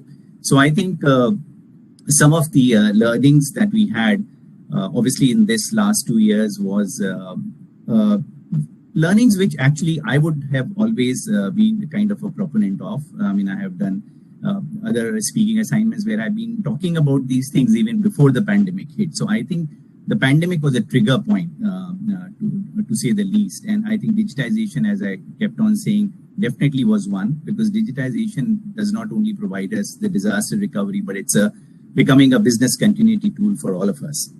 For example, if I go back to my days in entity where this hit us, there were two things that we immediately did. We were very proactive. So obviously we talk about being nimble and agile. I think being proactive helped us a lot, because as soon as we heard that this is happening, immediately we started issuing laptops, for example, to every employee. And we took a decision actually at that point of time itself that we will scrap all the desktops and make everybody have laptops, because this makes your team extremely agile and nimble. They can work from anywhere and stuff like that. So those were the kind of things that we immediately did. The other thing also was that there are a lot of people, it's not only a service industry for us, it is also a hardcore manufacturing industry, because we build the data centers. So there is a lot of operations that are happening on site. The real estate build that's happening. And though there were a lot of people who were working from home for the last 1.5 to 2 years, fortunately that can happen in an IT industry or a service industry. We also had a lot of people who are working on site, and they worked on site 24/7 throughout this pandemic. One was because to maintain the operations of the data center, it falls under essential services, and of course also for construction of the new data centers. What we went ahead and did was that we were extremely, and I wouldn't call it being generous, I would call it being obliged to the people who were actually, risking their life and coming and working for us on those days. We provided them the best of hotels next to our office. We provided them complete food and transportation and stuff like that. So I think it was a recognition from the company to the staff saying that you people are doing whatever best you can under these circumstances, and we are not going to hold back the expenses that we would want to incur on you, or the investments we would want to do.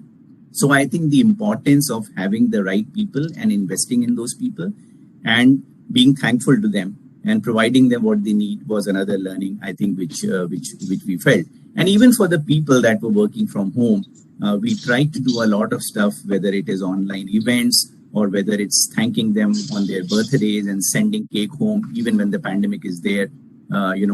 So those kind of things we continued. So a lot of HR initiatives did continue, because even working from home, people were working, as somebody said, there are no timelines. People were working in the middle of the nights and stuff like that. So those were some of the softer things we did. And the last one, and again, something which again I have been very vocal about, is that we as CFOs should be focusing on converting as many costs as possible to a variable structure rather than fixed costs. So you as a CFO has to find out look at your P&L and see what are the costs that you can convert from fixed to variable. So having that kind of a flexibility helps in these situations. I mean, a very simple example is that a lot of offices that you have in your non-core city, you move to co-working, for example. Now, when you move to co-working, you are very flexible. You can move out of a co-working or go back into co-working very quickly. And wherever we had the offices which were stuck for like 3-year or a 5-year contract, you can't pull out of those. So as and when those contracts are coming up for renewal, for example, we are trying to move to the co-working now, except for the core city. As I said, the main head office, of course, you may need. but in many other cities we are doing that. So these are the things that you do so that you are prepared for these kind of eventualities as and when they happen. And again, I repeat that this is not only for pandemic kind of situations. I think this is just being agile and nimble in any circumstances. Tomorrow there might be an industry downturn that you may have. There might be a market downturn for your particular kind of industry. So, nimble-footed and agility and flexibility is the key. Absolutely. Can't agree with you more, Alok. I think you touched upon 2 or 3 facets, right? So one, I think you beautifully viewed in digitization with the focus on people. Yes. Okay, I think they're not mutually exclusive, both those aspects. I think you also touched upon some of the things that you did during the pandemic for people, right? And finally, I think the whole point about converting fixed costs into variable. I think rent is a classic case. I think most of us on this panel would heartily agree that was probably one of the first things that everyone did, right? Which is to kind of really assess whether we need so much of space and whether people need to work out of a brick and mortar structure, right? An office space, right? So all valid points, Alok. I'll go now to Chirag. Looks like we have his video switched off, but Chirag, are you there?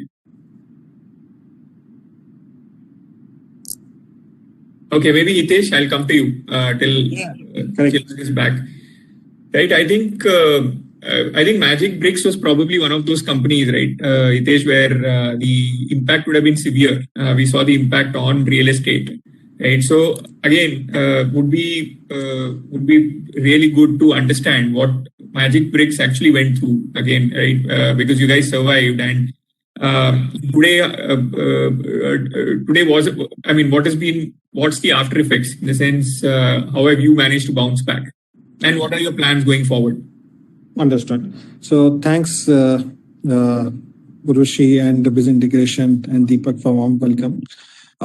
So considering Magic Bricks, when the COVID started, I go 2 years back. So what happened is when the COVID started, the immediate response is home buyers are likely to postpone their property purchase decision as they want a most important clarity on the job security. So when the pandemic started, we have seen one, yes, you rightly said the cost of lease is one of the factors, but another biggest component which gets impacted is the manpower cost. Initially, companies started doing rationalization in terms of salary cuts. Then when the wave gets more severe, then it's a headcount layoff. So once the people start deferring the decision of property buying, which directly impact the real estate sector. Again, when the coronavirus started, what we have seen, the whole ecosystem gets impacted. The malls, retail outlet, entertainment venues, all gets kind of stopped due to different phases of lockdown. Company worldwide have announced kind of a remote working.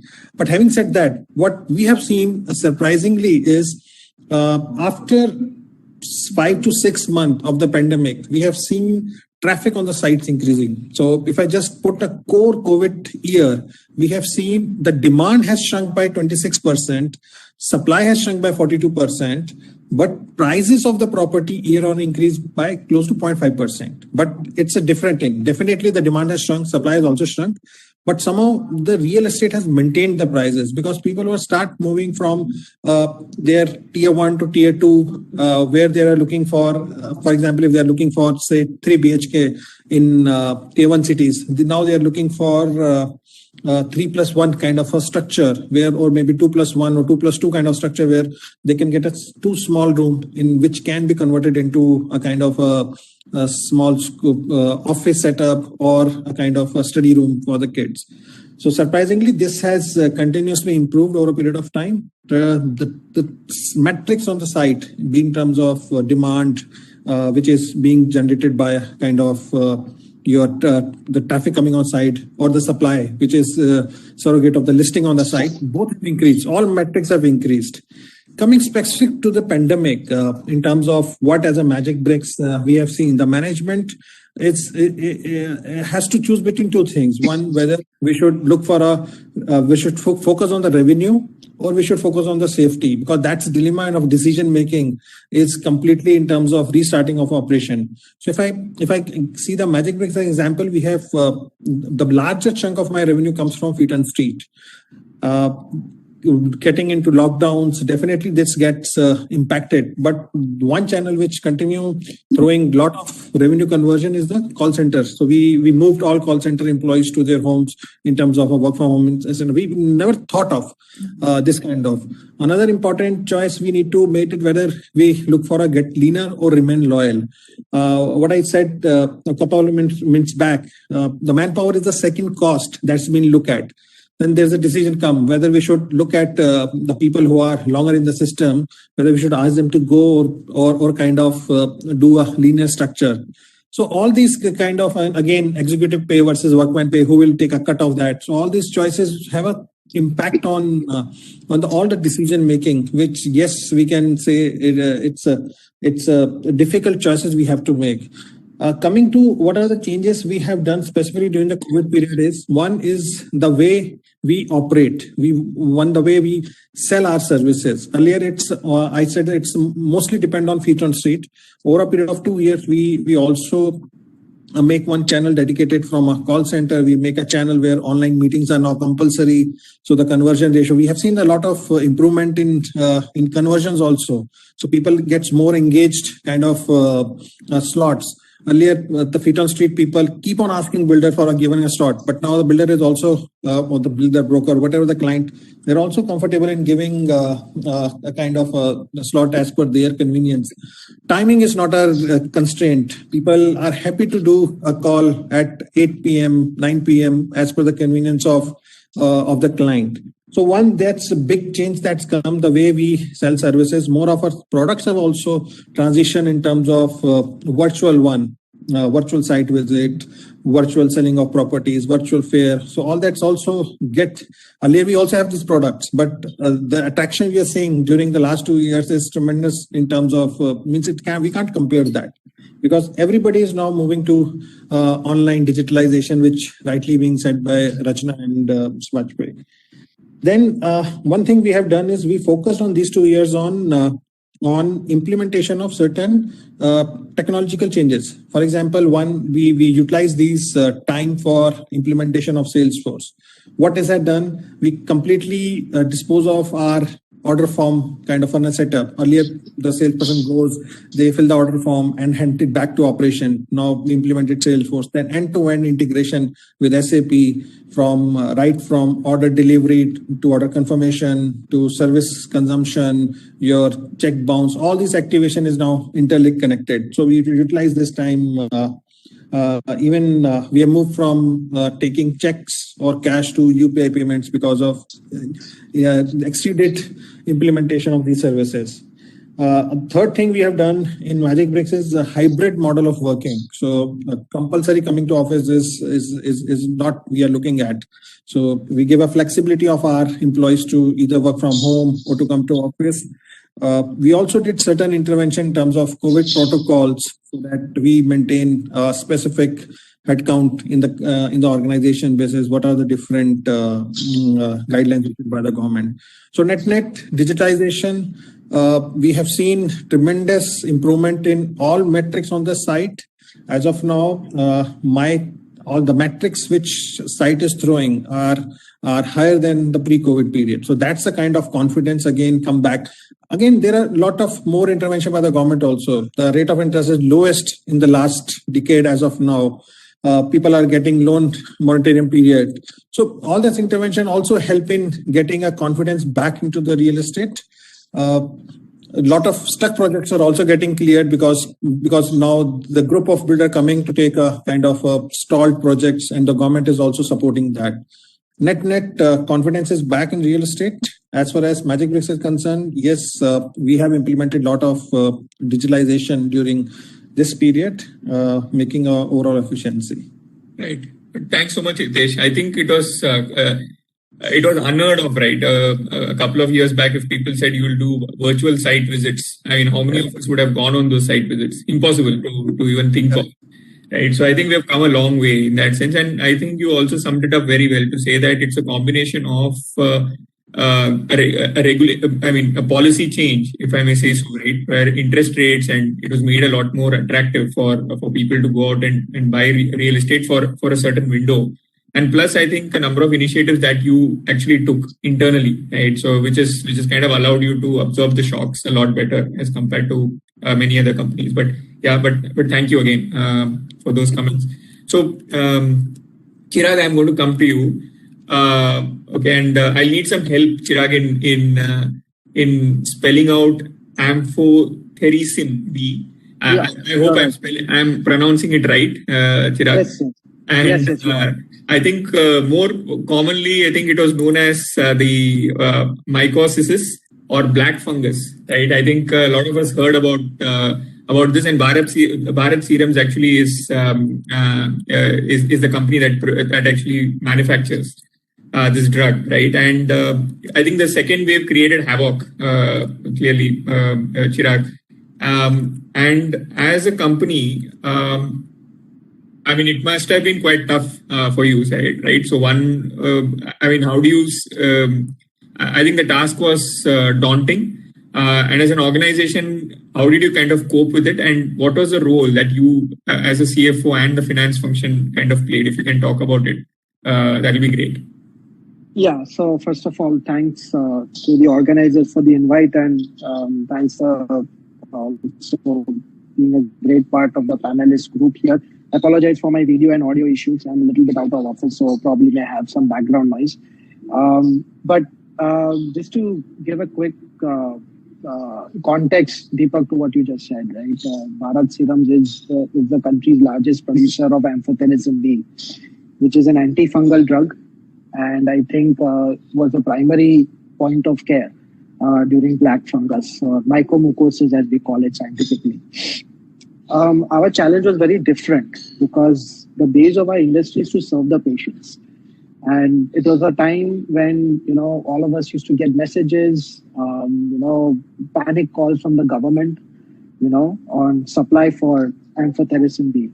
And I'll just give you a context. Our capacity before this whole black fungus pandemic came through was about 35,000 doses a month, which was domestic as well as export consumption. And India's requirement was about 2.5 lakhs a month during the peak time. And consider that there are only two manufacturers with total 50,000 capacity in the country. At that point of time, you can understand how the government and all the other institutes, including ourselves, because we are not able to serve the patients. But I think two things worked in our favor. One, we were always a debt-free. We are currently debt-free, and reasonable cash reserves that we had. Because typically in a pharma business, the working capital cycle is reasonably, in the favor of the manufacturer and the marketer. So that helped us a lot. Secondly, I think what the finance team and the rest of the organization, and I don't want to discount manufacturing, quality, supply chain, we all were probably on an SOS call every day morning. And we were able to ramp up our production with significant investments from our internal accruals, going from 35,000 doses to about 1.75 lakhs a month, which we can do right now. And I think where it came in, the point is, I think, and it was challenging because, people are working from home, working and having this whole coordination. But I think people came together. Finance and my team took the lead of that, coming together, making sure the investments happen, ramping it up. I think probably some people may not agree, but at that point, we threw away all the NPP and IRR requirements that would be required, because this was a strategic call and need of the nation call. So I think we moved a little bit away from traditional finance on a new capital investment, discussion, and we did that. But I think two other points that helped us is significantly, we also helped our vendors. We started extending larger credit periods.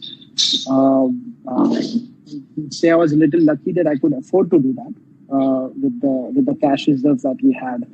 but we did start it. And most of our vendors are the MSME, which were actually most affected during the pandemic cycle. So from traditional 30 days, we moved to 45 days, 60 days, encourage them to discount their bills using our own working capital, discounting platforms that we already had in place. So I think those all helped us. And I think at the end of the day, Deepak, pretty satisfied, that we were able to service our patients during that time. And today we have even the country has allowed us to export back again. So that's also a relief that the government feels pretty confident that we have enough capacity. If there is God forbid, there is a third wave again for the black fungus.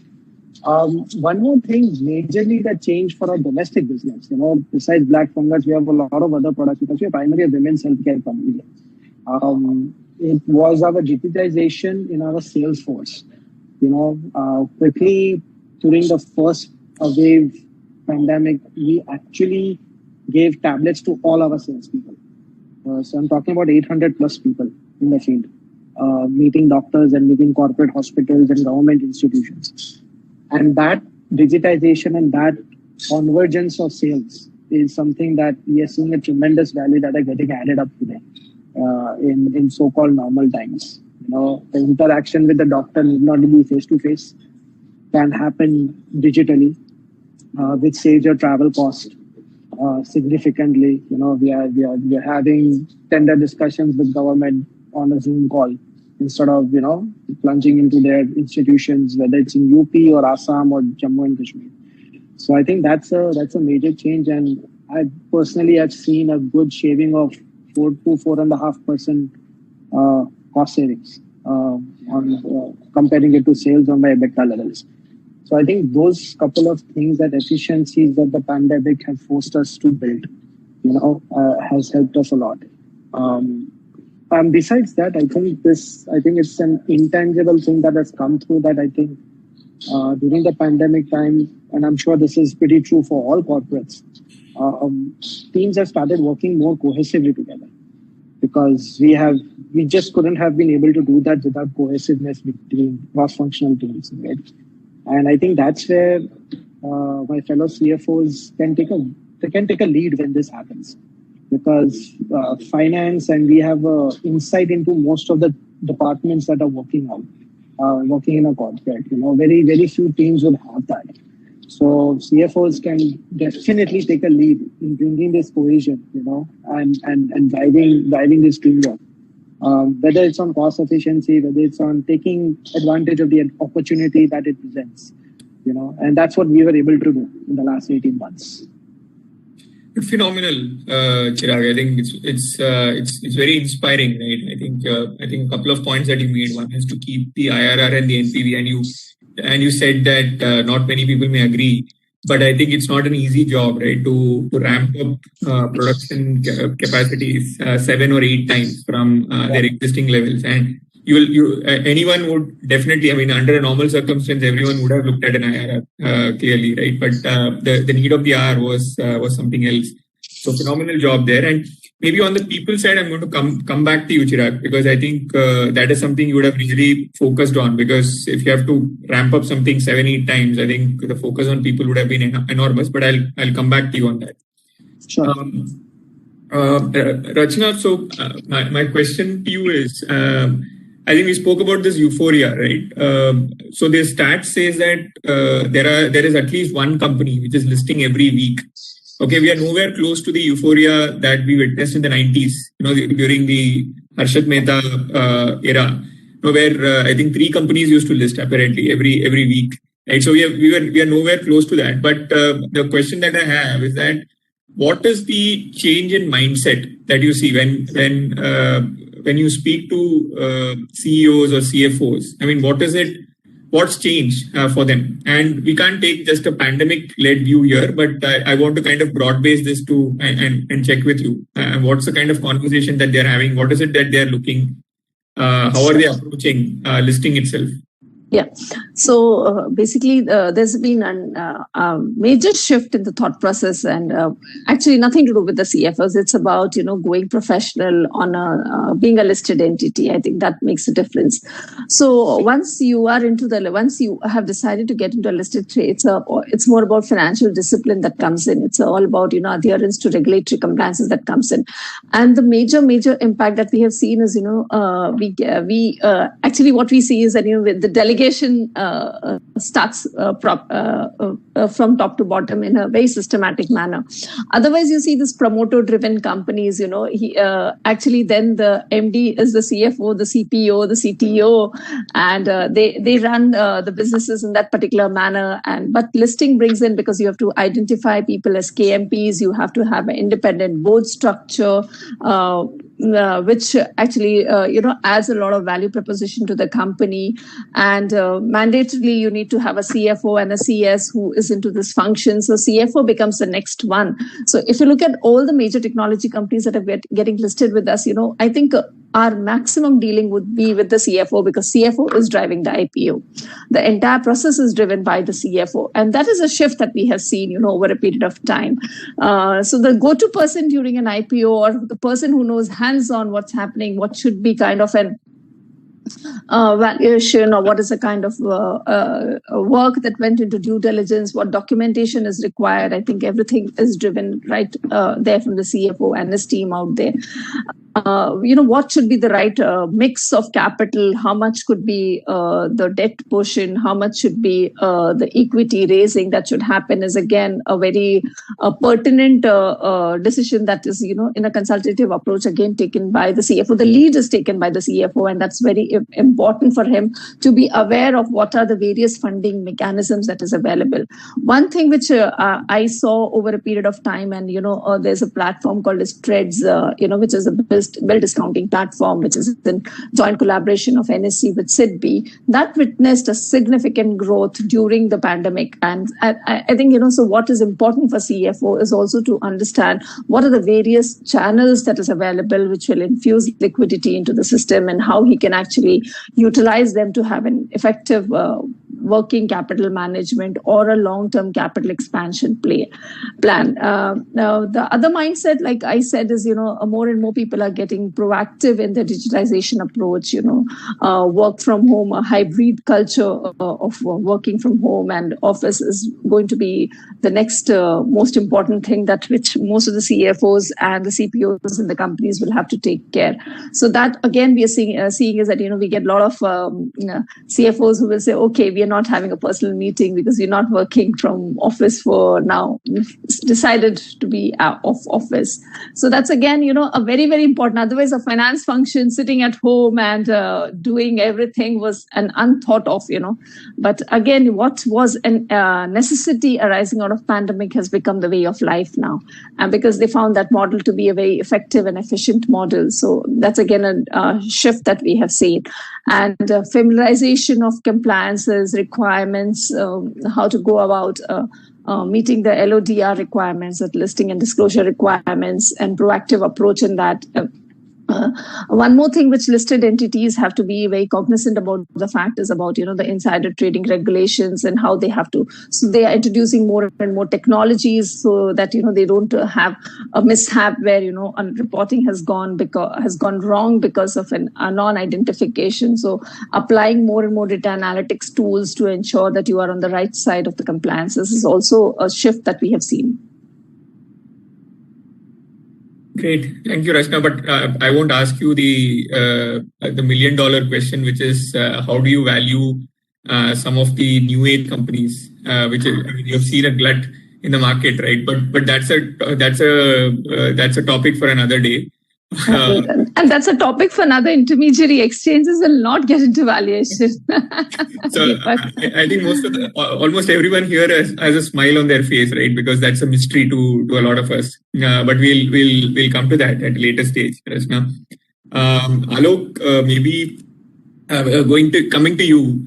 I think when we spoke even a couple of days back, you had mentioned about this whole contingency plans and having plans which are very very strict, without too much of flexibility. You had you actually said that it could be you're overhyping it or overstating it, right?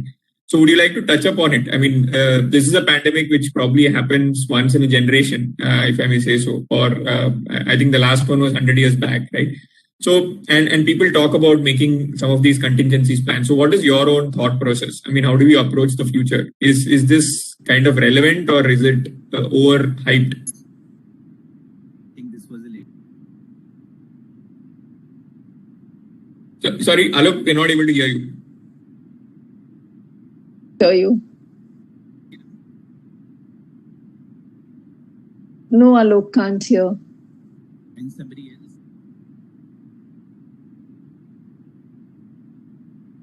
Alok, it's very feeble.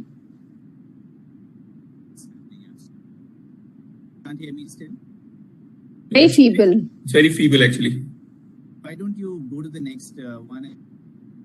And then you'll come back, yeah? Okay. Okay, so while we get the audio fixed for Alok, maybe I'll go to Hitesh. Hitesh, I think you spoke about technology, right? I think you spoke about Salesforce integration with SAP, moving from checks to UPI. And you also spoke about huge improvements in metrics, right? So would you like to talk a little bit about some of the technology initiatives or digitization initiatives that Magicbricks undertook during the pandemic, and how is that kind of changing the overall business model or the way you're looking at business? Okay. And give us maybe one or two examples here. Sure.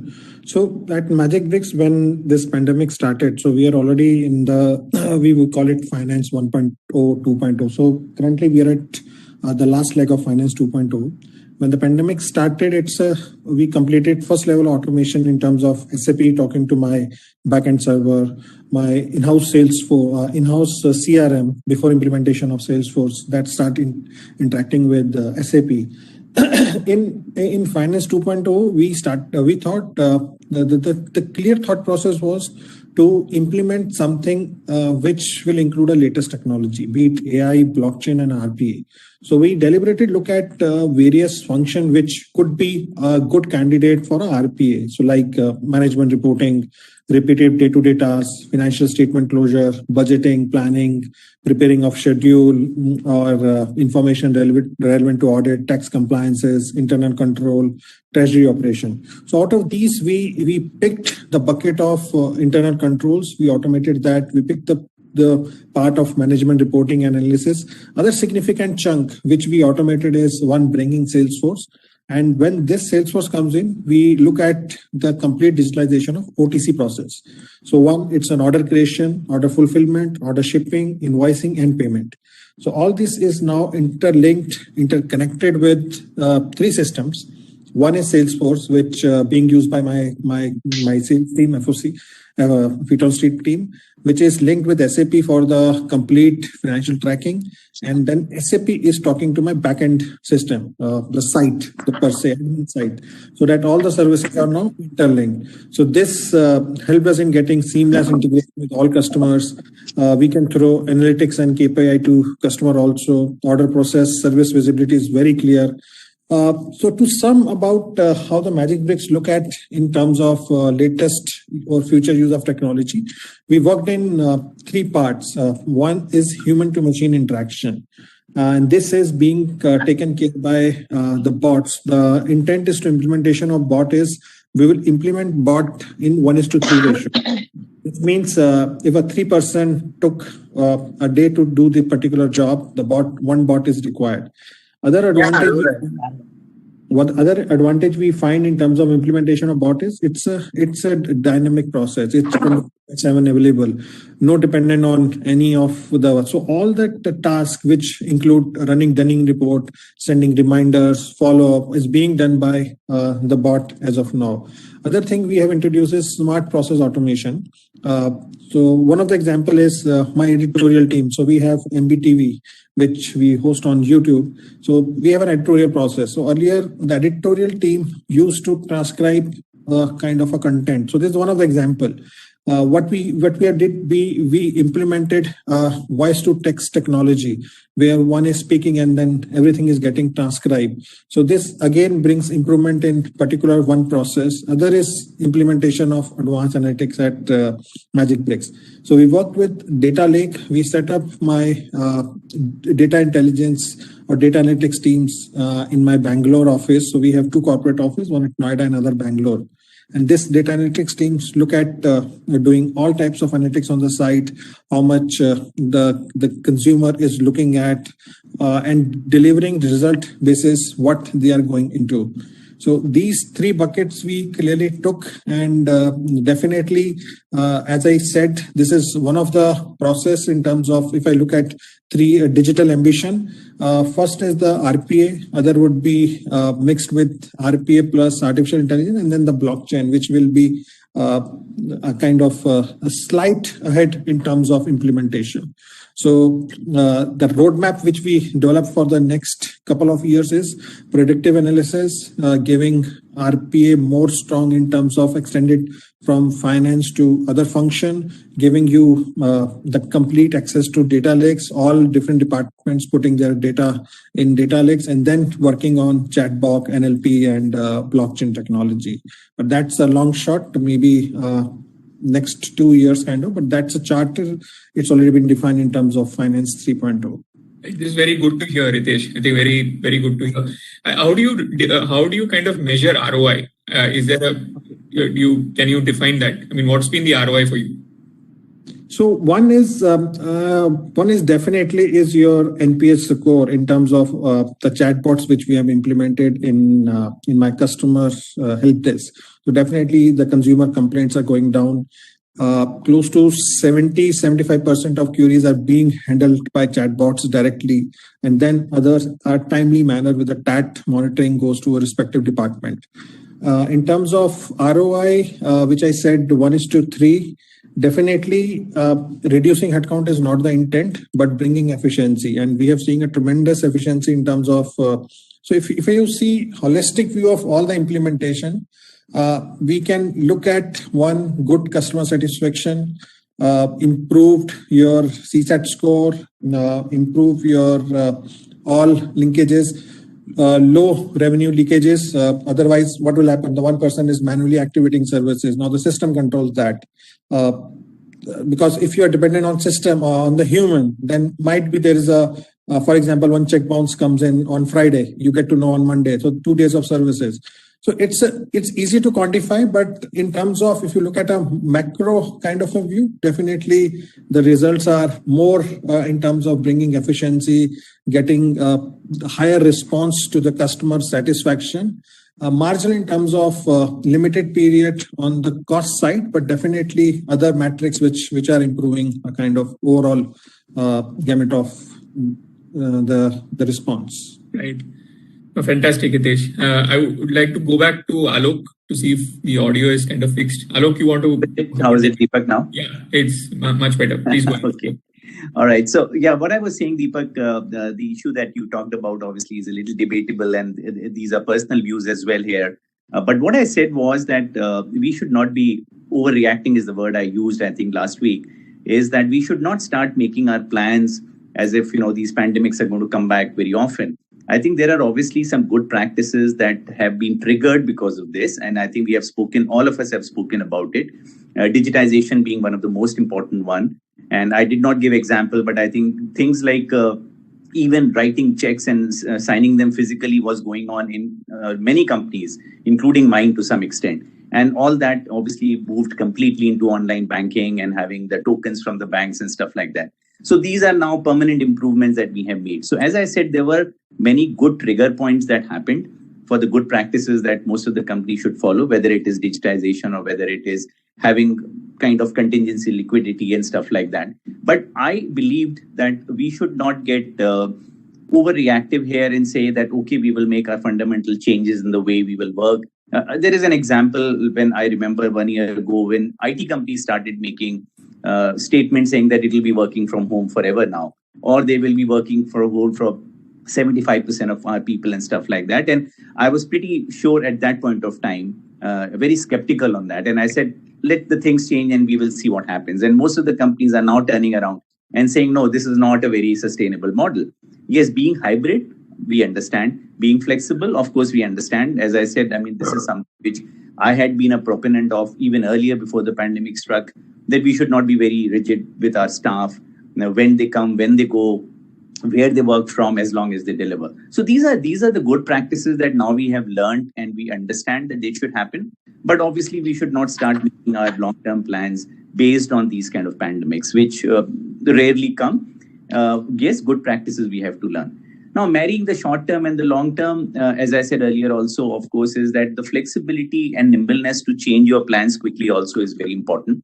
There used to be very rigid long-term plans companies used to have. For example, when this happened, we immediately went back to our principals in Japan and we said we should not be expecting the same IRR or same returns. And we changed the plan, which was also very responsible for a lot of payouts to the staff, the variable bonuses and stuff like that. And of course, the good thing was that our principal, for example, agreed to change the plan.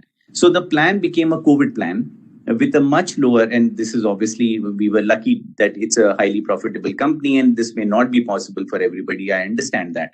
But the idea was, again, to respect and acknowledge the people who were continuing to contribute during this whole pandemic and say that, okay, company will be able to take some part of the brunt of the downsizing of the business and a little bit of hit on the profitability, but we are still profitable.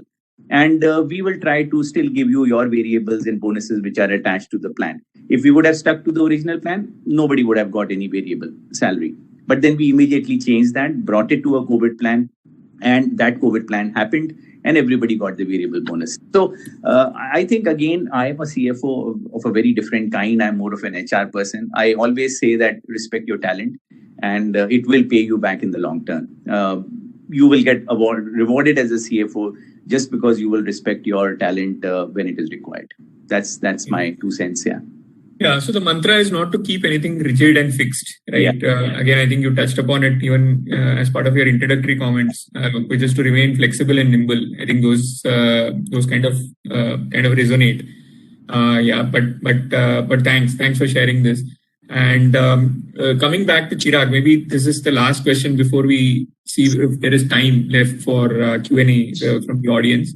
Chirag, on the people side, I mean, I just want to know what is it that you guys did, right? Because it's a 7.5 time jump is quite something. And I know you were in the essential services business, but still it wouldn't have been very easy for you. And what is it that you continue to do? Because the pandemic would have taught you some lessons there.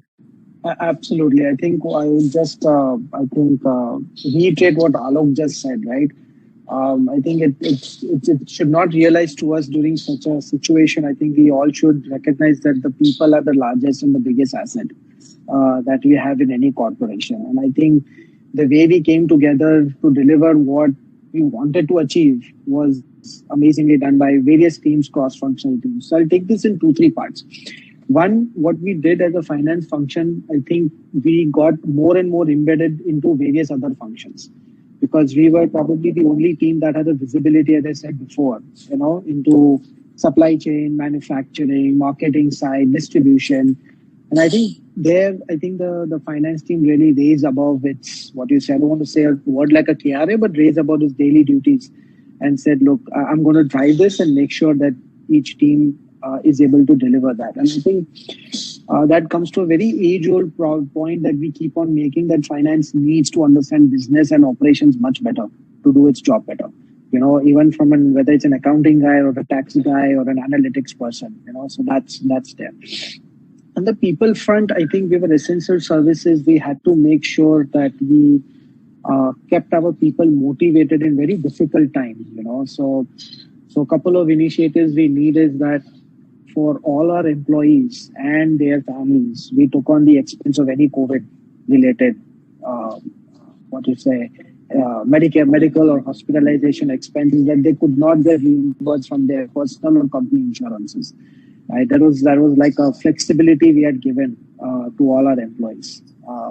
Secondly, what we did was, and I think it was something that worked to our advantage. We had a helpline with psychiatrists, doctors, family matter doctors, work professional doctors, where the employee could just dial in and vet out their frustrations. Because as someone said, some of them were working probably till 9 o'clock at night, and we're essential industry. They're working 12 hours, and maybe someone has put in 24 hours, instead of 6-hour shift, they're making 9-hour shifts. And it's not easy, right? When you're worried about your family and you're a manufacturing guy on the floor, shop floor, just churning out the work. So that's something we did, and we are still continuing to do that, Deepak. We have not stopped doing that, and now you can see different kind of issues coming up there, but we'll continue to do that. Thirdly, what we have done, and I think and I agree with Alok, that I think face-to-face interaction of people is very important. But at the same time, I think we also recognize that there needs to be some flexibility of how work happens. I think pharma industry may be very advanced in technology, science, innovation, but sometimes we are very rigid in our corporate cultures. My experience being there, 9-to-5 jobs and things like that. And that's a total flexibility we have given. We have right now told our people, you can come to work 4 days a week, right? The 5th day you can work from home if you are from the corporate office. We have improved our sick leave things. We are not charging people certain policies that we had the past of leave. That if you take a day off on Friday and Monday, you get that for 4 days. So those kind of changes we have started making so that people get motivated, to be. And I think our biggest challenge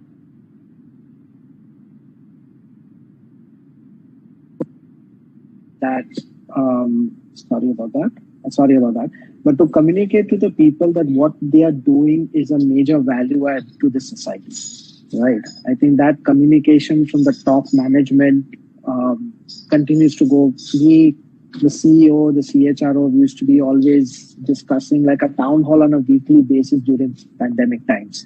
It just would be a Q&A, right? People they may ask even a stupid question is, how do you see the pandemic flowing out, and nobody had a right answer right at that time. So I think those kind of communications, a 360-degree, channel that they can share points with senior management being definitely more open and flexible, talking to multiple layers of people. That was very important. And I think that's not just a function of finance. I think it's a function of leadership that has to come through. And as CFOs, I think we still have an advantage. Again, I'll say that we have visibility to all aspects of the company. So I think that's an advantage we have, that we can bring this leadership very naturally to us.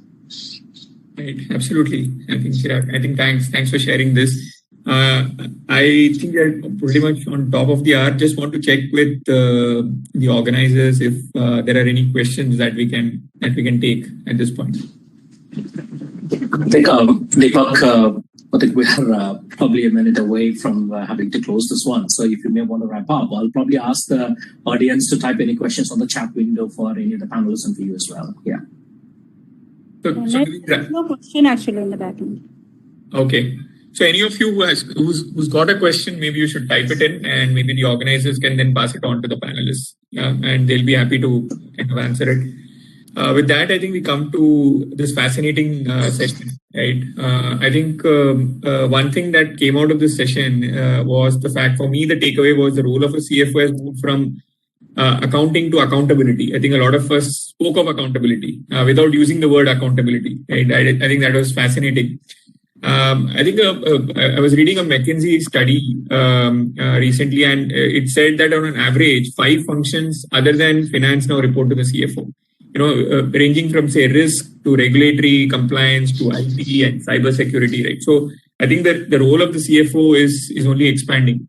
And also in a survey that was conducted of CFOs by Ernst & Young, I think 70% of them or even more said that they were spending more time on providing analysis and insight, right? And it came up even in our conversations today, where probably everyone said that they were spending more time in digitization, and digitization was done so that they could spend more time in analysis and creating value for the business, right? And so that as decision makers, they are able to take better quality decisions. Right? And so today, what is really causing this disruption? And this is probably this had already set in before the pandemic, and it will probably continue post the pandemic. I think factors such as external economic uncertainty, that's not going to go away. Pandemic or no pandemic, I think the uncertainty is going to remain. Regulation has only increased.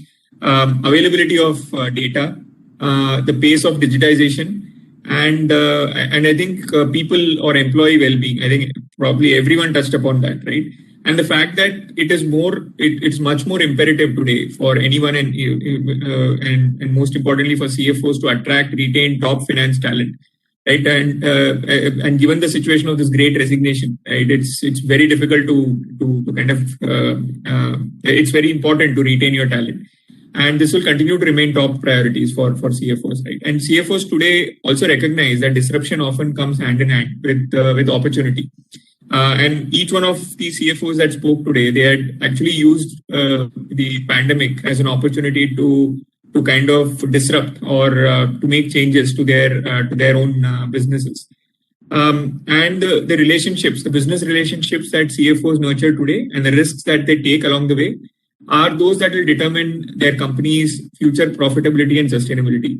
Right. So with those words, I would like to end this session. I thank all my fellow panelists, Chirag, Alok, Hitesh, and Rachna, for sharing their perspectives on this topic. Have a wonderful day ahead, and wishing you all the very best. Thank you so much. Thank you all. Thank you. Thank you. Thank you all. Thank you. Pleasure being on the panel. Thank you. Thank you. Bye. Thank you, Mr. Deepak, for coordinating that interesting discussion. I think one thing that is evident is that the pandemic was actually a wake-up call for a lot of us, and it was absolutely fascinating to hear from each one of the panelists as to how you were able to maneuver your way around this crisis with your rich depth of experience. So I certainly learned a lot from this discussion. I'm sure audience would have too. So thank you to all the panelists and for Mr. Deepak for marvelously steering the conversation in the right direction so that we could get something out of this discussion. So thank you all. And for the benefit of the audience, there are stalls in the lobby, and please feel free to visit them, get insights from them. And if there are any questions for any one of the speakers or any of the for the moderators or for the panelists, you would please type them on the chat window. They are happy to take them and answer as they feel appropriate. Thank you. With that, I think before we move on to the next panel discussion, we probably have a short message from Expensing, the global software company offering a complete range of spend management automation solutions. And they are our title sponsor for today's event as well. And let's have that message played up right now. Girish, over to you.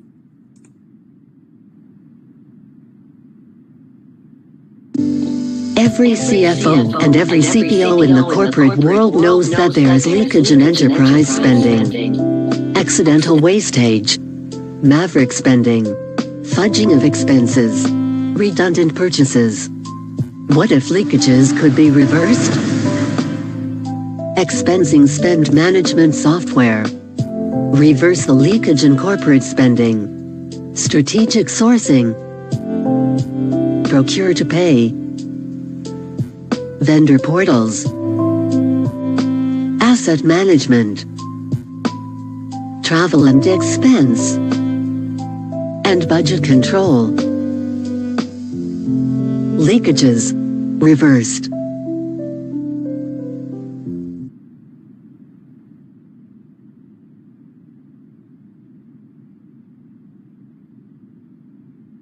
Thank you, Girish. So let's move on to the next item on the agenda today,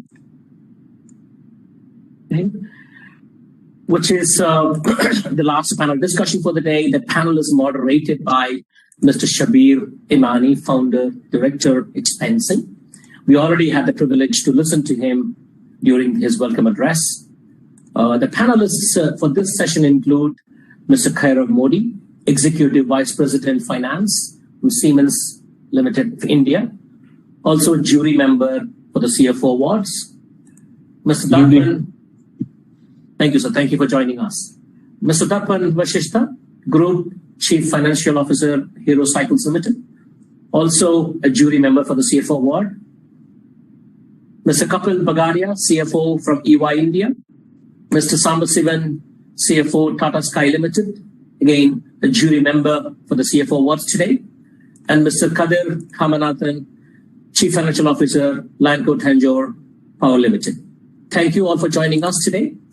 The panel will talk about the CFO's role in the digital environment. And I think in some of the earlier conversations also, we heard the CFOs talking very in-depth and very passionately about how technology is helping shape the way they do business, they run their business. This discussion also includes CFOs' take on accelerating the digitalization of the businesses with the onset of new technologies like big data, artificial intelligence, automation, etc., and how they can be used to drive efficiency and grow the business. With that, I hand it over to Mr. Shabeen. Please take it away. Good evening, everybody. If this was a physical event, we would have all had a tea break right now before the next one starts. Since we are not going to have the luxury of that, my request to the audience is, just do a mental control alt delete to refresh yourself for the new discussion. One clarification before I start off with the thing is, please understand that digitalization is different from digitization. This is something which I've seen a lot of people confuse when they talk about digitalization as if it is the same as digitization. You could think of digitalization as going beyond digitization. It's not right to spend time defining those terms, but it is beyond automation. It is beyond digitization, and digitalization is really what has come into sharp focus post the pandemic. Yeah. So that clarification was required based on the way the term is used commonly by people. I have the easy task of having a great topic, having super panelists, including multiple people who are on the panel for the award, and this is a topic which has multiple dimensions in it. So we as a panel, we have decided to take a sharp approach to this particular thing by having a series of questions which we will all do so that we get a lot more covered as part of this discussion that is there right now. The last point I'll make before I start off with questions and asking panel to start on this is that digitization is never finished. As a CFO that I met recently in Denver told me that digitalization is like trying to understand your spouse. Yeah, it's a process which never gets over. And of course, being in the US with all its woke, it is never understanding your husband or your wife. It's always understanding your spouse, whichever may be the sex of the other party involved. Great. So with that, let's start off with the journey, with the questions today. And I'm going to ask a series of questions. Some of you can chip in, others can drop in and call specific people based on what is required. So the first, this thing is that given, I'm assuming here that most organizations have gone through a digitalization process.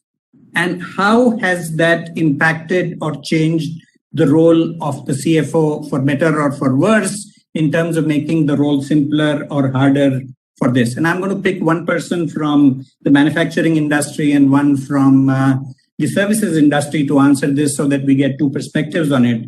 Darpan, you are the opening batsman. You face the first ball. Right. So I think the question essentially is, the benefits that come through as well as, the kind of challenges or things that we might lose. So benefits are all clear. I mean, we have all been through, various journeys, starting from base level ERP implementation to, expenses digitization, payroll digitization, all those things are there, and typically all these come back with so overall enhanced transparency, not only just having a very reasonable, clear audit and accountability trail. I mean, if things are getting delayed, where they are getting delayed, at what workflow step, etc. So transparency, enhanced productivity, ability to even generate data at a click of a button. I think these things are what are typically given as the enablers for further productivity into any process. And that's what we have seen also. Couple of things which I think, and I won't say that, we lose those, but there are a few challenges that one has to be mindful of. And I've seen this across organizations. I've seen this across digitization efforts. One is at the end user level, and typically here I'm talking about, let's say, a middle finance manager or a finance executive. Are your digitalization efforts integrated in terms of look and feel, or are they dispersed and diverse? In one of my organizations, for example, I recall that a sales accounting manager of a state would be straddling between 11 different, interfaces. And, honestly speaking, when we are into our corner offices, we typically don't look at the kind of stress, the kind of complexity, the kind of, room for error that it might generate. So one is and these are things which can be addressed easily. I mean, you have to start with the overall vision of digitalization. How much of congruence you want, how much of interconnectivity between systems you want. But that is one thing which I have seen. So, and as a result, user acceptance or user burnout, that is a clear potential. Second thing which I have again seen in a longer term is that in certain cases where let's say the master data management goes awry, or where the knowledge management between job changes as people change their roles, as business processes are done. If those things are not documented carefully, there is a bit of mysticism and magic which goes into the digitalization. I mean, it becomes a black box. So if things go wrong, people struggle to figure out what is happening. And that typically happens when, obviously, I mean, system will throw what is fed into the system, right? But being able to correlate the error with what is happening on the ground, that becomes a bit of potential derailer. There are ways to navigate through that also, as I said, master data management, ensuring that knowledge management, whether by way of change in people or by way of change in process, I think that is documented well. But these are a couple of things which I would say one has to be watchful of. And this is something which I've seen. So these are a couple of things which come to my mind. Happy to hear from other panelists also. Excellent. Darpan, I think the point that you brought out, and as somebody who helps organizations in their digitalization journey, there is no getting away from great execution. You may have great plans, you may have great ideas. Some of the things that you've talked about to me sound like aspects of slip up in execution on one hand. The other thing, again, because I have experience across multiple markets, I find that in India, we tend to invest on what I would like to call the hard stuff. Yeah, like if it is hardware versus software, hardware will get invested. If it is software versus change management, it will software where more of the money will go, but people will pull plug when it comes to the expenses on training, the expenses on change management, the expenses on getting people's view on all of those. And I think some of the things that you talked about are symptoms of that particular phenomenon, which is there very relevant out there, and also things which therefore the CFO has to look out for. Kapil, over to you. Thanks, Shabir. Good evening, all. While Darpan made quite relevant points on this question, probably I will try to add a few experiences. So in terms of making CFO's role simpler, the first comes to my mind is operational efficiency. I mean, you free up your people, your processes are quite efficient. I mean, we all recall 10 years, 12 years ago when we used to take 6-7 months to finalize our accounts, and now it is no more like that. Similarly, another thing is cost saving. I mean, increased revenue. In service industry, we help business teams, to deep dive into trends and data points which help them to increase their revenue or the cost saving. Of course, it comes through digitalization. Another aspect is data visualization, which I find very, very helpful. Now you have so much of data, accurate data, concise data. You can deep dive to the last penny. You can actually tell various stories out of that data to your leadership, to your users. So that gives a lot of confidence, in terms of your role as a CFO or as a finance.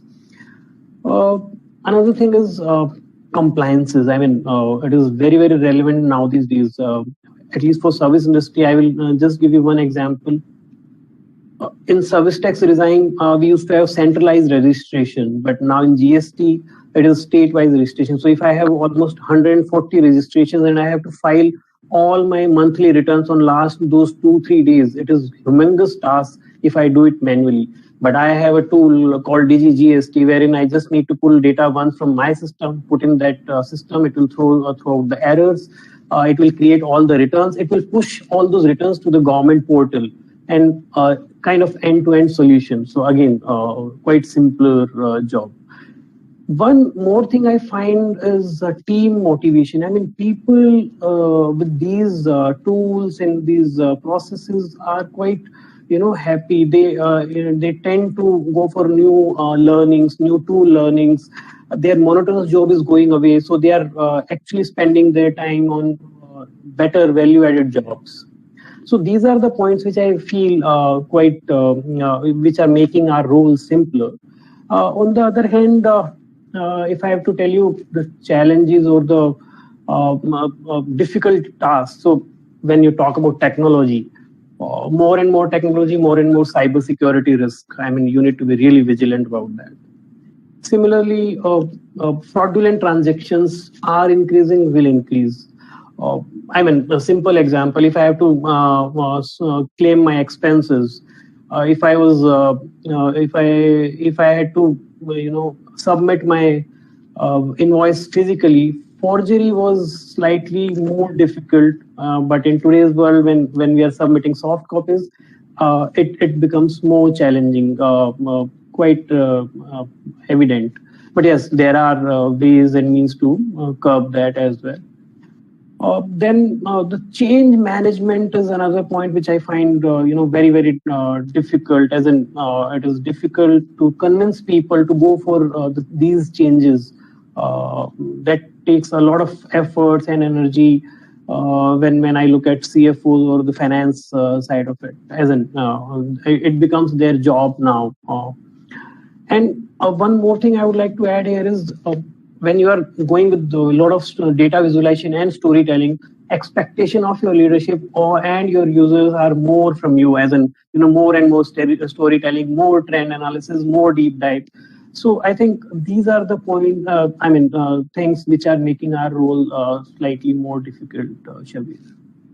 Pretty great. Yeah, that was a nice balanced one on the whole thing. And I like the one on expectations, because that's the one which invariably happens at some level. You've asked for money for certain initiatives, you've got that money, and management is going to ask for his pound of flesh, against that particular thing. One other aspect which sometimes I hear CFOs talk about is the need to be in touch with people in spite of all the technology that is around.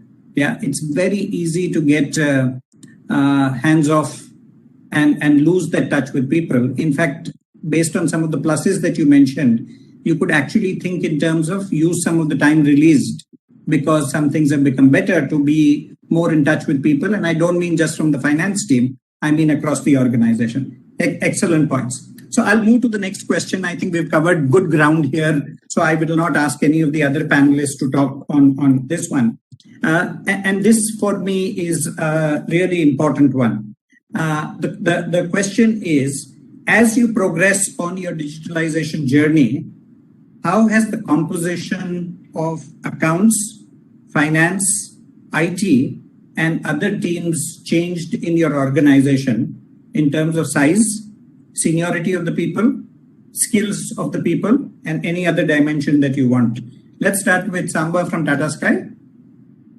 Yeah, thanks, Shabir, for this interesting question. So I have been thinking about this for the last couple of days, and in fact, there is a lot of change which has happened. I've been in this company for the last 8 years. So I remember in 13 I joined. The composition of my team, we had nearly 80 people in our function. And in terms of the qualification of the people, it was more towards more junior people, more hands-on people, more operational people, and less of what you can call as a qualified or CA or MBA, those kind of qualification, and less of analytics, so to say. So that was a clear preponderance of that. We would say less than 20% were kind of qualified. The rest were all operational. Now come to 2021. In the last 8 years, while my total number has remained the same, which by itself is a good thing, when my top line has grown 3.5x. So we have kept the number constant because of various digitalization initiatives. The composition has also changed. We have done a lot of outsourcing. We have outsourced close to 25 FTE kind of equivalent people, which is now being done in one agency in Mumbai, and it is doing completely all the operation. Most of the operational work are outsourced. So, but we have replaced them with analytical people, and we have replaced them with more senior people. Size remains the same because of automation benefits, but the seniority has changed and the quality of decision making has changed. So that's I would say it's a big positive movement during this period. And we have also been able to become a better business partner during this period. That is not the subject. That's not the question. If I were to look at the level of business partnership as one dimension during this 8-year period, I would say I was at say level 2 or level 1 in a scale of 10. I would possibly guess I would be somewhere between 7 or 8 kind of thing based on the feedback we are getting from the other functions. So in terms of business partnership, because there is a lot of free time available and there is a lot of automation available, there is a lot of near-time solution. Plus, obviously, our controls have gone up. The level of controls have gone up. We are able to finalize the audit and get the statutory accounts approved by 8th of April, which itself is a good milestone, we feel, for a billion-dollar company. We have been able to do it two years in a row. And so we are trying to better it also. So the time spent on audit, the time spent on basic things are all coming down. More time is spent on business support and more time is spent on customer behavior analysis. More time is spent on revenue enhancement. Those kind of activities, what we are trying to do now. I'll stop here. Thank you. Excellent. Just one thing. Do you want to talk about simultaneously change in any other team like IT or any other? So IT team, yeah. Thank you for that. IT has also remained constant. We are fairly an outsourced organization. Our IT team is very, very small. It's in the 20s. In a 1,600 strong organization, we have an IT team of less than 30 people, or maybe I think 25 people. So predominantly everything is done through our TCS. So the heavy lifting is done by them. So our people only manage the TCS resources. Mm-hmm. So our IT team has been constant. So they have also done a lot of automation, lot of outsourcing, so that the core team is only analytics oriented and decision making oriented, looking at the future strategy of IT, looking at how should I go into cloud computing, those kind of things. So the operational set of people are not there. They are also more senior, as I see. But that composition has remained almost similar in the last, say, 8 years or so, where I have been part of the organization. So, okay, excellent. Somebody, one CFO I was talking to, he was saying that, I'm changing composition of my team and looking for new people. Shabir, would you know people whom? So I said, what would you say is the key difference? And what he said, I found very interesting. He said, I'm replacing instruction takers with initiative drivers. Very good.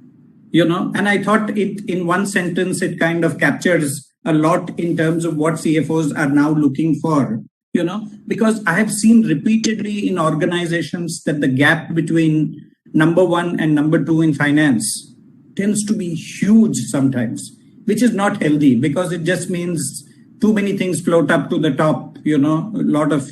Fortunately, I am in a better position. Yes, I know a little bit about your company, so I know that you have a great team already. But I think organizations are becoming more conscious about having a balanced team. So having heard from Tata Sky, let's hear from the energy sector, Lanco Group. Kathir, want to hear your views on Yes. how digitalization journey has changed things for you. Over to you, Kathir. Thank you, Shabeen. Good evening, everyone. Can everyone hear? Am I audible? Yes. Yes. Actually, I could narrate this journey from the time I could join an energy company called SNDS Power, wherein we used to start our careers. And even before that, when we used to do our audit and all, everything used to be actually manual. We used to have a manual ledger, and the team used to be huge. Accounting team used to be such a huge team, not only for the operations, one special team for the finance. Everything used to be documented. In fact, the audit team itself, as Mr. Kapil was telling, used to have a lot of people who used to work day and night just to go into those vouchers, etc. And it used to be the first stage, I could call it the first stage, which used to be the manual accounting part. Then we slightly migrated to the second stage, which can be this packages like Tally, etc., which most of these companies now are using in India, which was the second stage wherein it was not only easy to implement, but also easy to use for all the operational team, etc. Then comes the third stage where we are currently. That is the ERP part, that is the SAP and other modules part, enterprise resource environment, wherein but we could face some challenges in this three-phased migration purpose as such. Because once we started migrating from the Tally to the SAP across the group and totally integrated it across the group, we could face some sort of resistance from the existing older employees and who couldn't just come to the grasp. Of course, subsequently they could address it now. But initial stages of 1.5 years was actually a real trauma for them. Day and night they had to struggle to understand the intricacies of SAP, and it was very difficult for them to integrate with the plant, with the operations, with the DCS. But the trouble has been worth it. Now they actually recognize at this stage. But it was a real challenge and to motivate them and to put in a lot of hard work day and night. So much of midnight oil was being burnt to ensure that this SAP system was implemented across the group, and where it is totally integrated, where finally I have a dashboard. In a dashboard, I can see now what is the generation and what is the output and what is the amount of money I will realize per day, what is the amount of money I realize per hour. So it's literally a top management MIS, which has now been facilitated due to this outgrowth of digitalization. Second thing is what we found is that even while trying to recruit for a replacement as such, though our team is lean, we had to go and look for people who were very comfortable with technology. Obviously, the next generation of youngsters were very obsessed with technology. Instead of comfortable, I can use the word obsessed because they're always on gadgets. So they're so obsessed with technology, and it was actually very easy for them to go into this. Whereas the existing old brats were actually finding it still difficult to go into all this. But finally, what I feel is that there has to be a proper mix between the experienced old staff as well as the new people who come in, because no one is going to be permanent in this organization, including me. And so if the younger generation come in and the older generation also, they have to pass on the baton at a further stage. What helps is that a blend of both will ensure that you are not totally left behind for any of the things. I would, yes, these are my views, Mr. Shabeen. Thanks, Kathir. That's useful. And can I just make one sentence? Please. Just very quick, just one or two sentences, Shabeen. I think perfect points raised by the two gentlemen. I think only point that I want to raise is that, for example, in Siemens, we have what is known as, like any company has the finance vision. And the crux of this is digitalization, because we need to move into the digitalization mode, even as finance accountants need to learn what digitalization is all about. And then we have either reskilling, upskilling, or training. If we don't do these three things, and these are the three parameters that we judge our entire finance and accounts team. And the reskilling, upskilling, or training, these are parameters and targets given to me and right down towards the entire organization. Just to answer your question, Shabeen. Sorry, I just couldn't resist it, so I just had to say.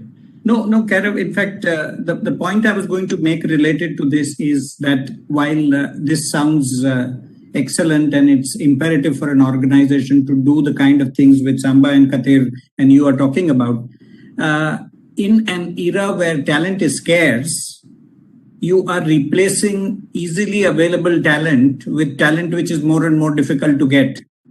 Yeah. And that itself is a challenge for the CFO, the HR team, everybody else who are involved in making them. These talent could also be more mobile, compared to what the old timers, as Katir talked about, could be. And therefore, it presents its own challenges in terms of managing this kind of a team. But I think the results more than compensate for them. And one way to ameliorate the issue is what you were just talking about, which is skilling training and, reskilling of people who are involved, so that you're just not relying on outside talent all the time for the new initiatives you want to drive. Yeah, thanks. That I think we again nailed that on the head.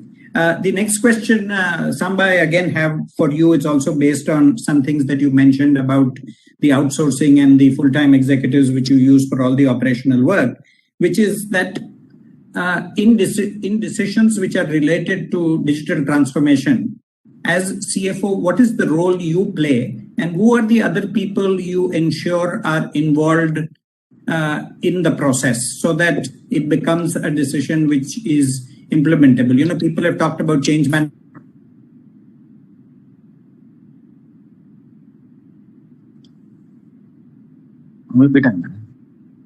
I think Shabir is a little...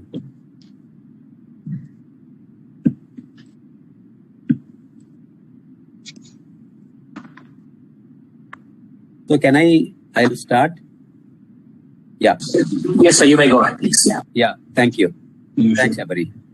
So I know the question. So basically what I think was asked is that, do we know how the whole thing has changed over a period of time in terms of what you can say, the people, when you are taking these outsourcing decisions, who are the stakeholders who are involved? What's the level of decision-making process? How it is actually done? So how do you go around the whole change management process? So for us, it was a little simpler. As an organization, we had taken a call to do a digitalization across all the functions. So it was not only a finance agenda, but it was a business agenda.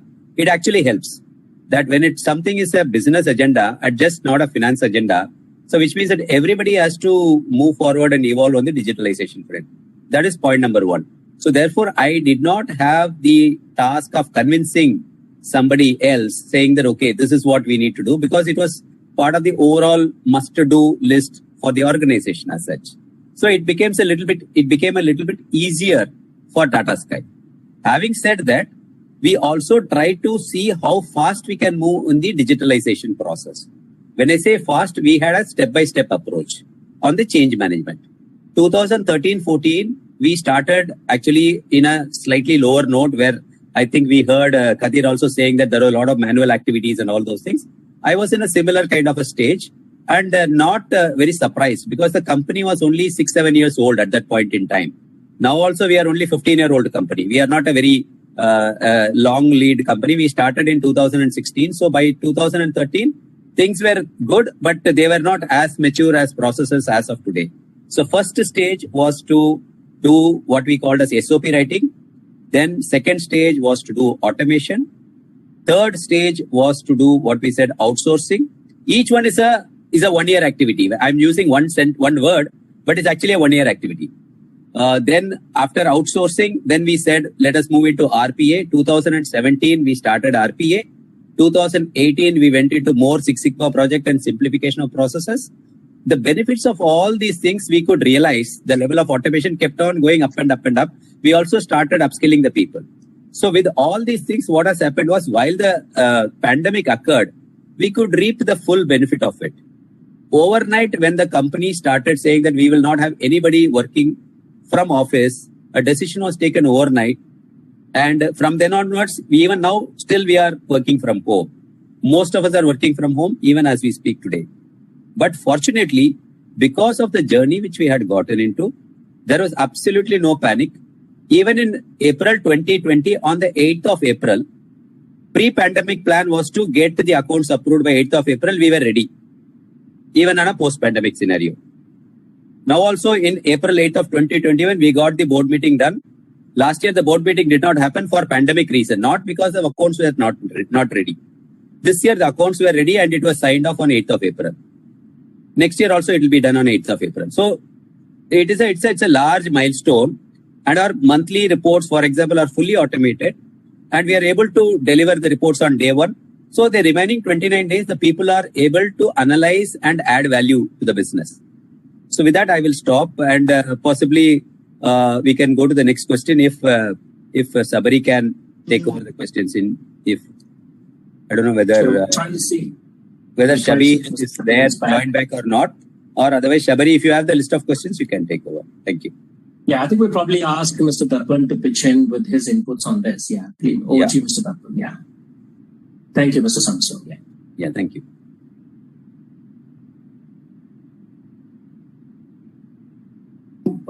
I think as Sampath covered it very well, I believe that, many a times one of the biggest mistakes that any digital or any change effort, can be that, dump it or make only one team accountable for that. Any and every transformation typically is organization-wide. There are ramifications through the organization, whether you do a supply chain intervention, whether you do an IT system overhaul. So, and I am a big proponent of, while finance should be the prime evangelist, and because at the end of the day, some of the direct and indirect benefits on visibility of data, speed and accuracy of data, they directly accrue to finance, and the visibility goes up far better, more granular.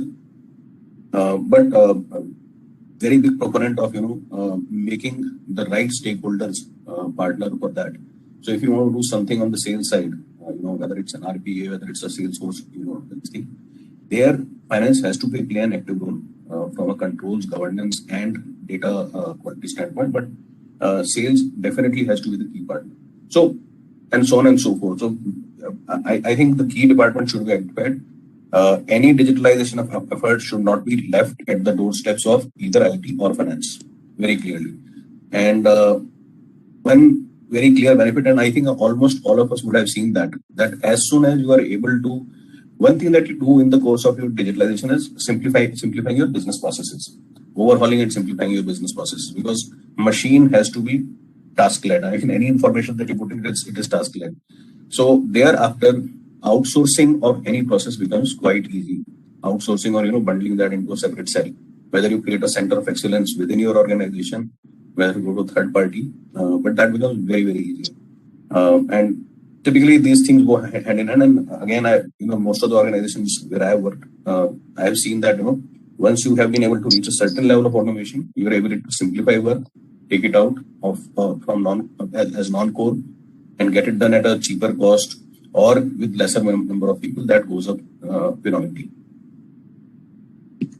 Sure, thank you, Mr. Darpan. That was insightful into how you are handling it right now. If you move on to Mr. Kapil, if you were, for example, the final arbitrator in deciding the processes, the areas that need to move to digital, right?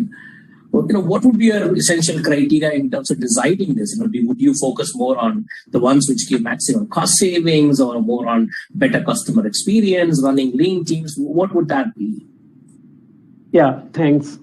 So what I would say here is it can't be one single criteria, but it will depend on what kind of process we are talking about, what kind of people we have around us, what kind of organization we are talking about.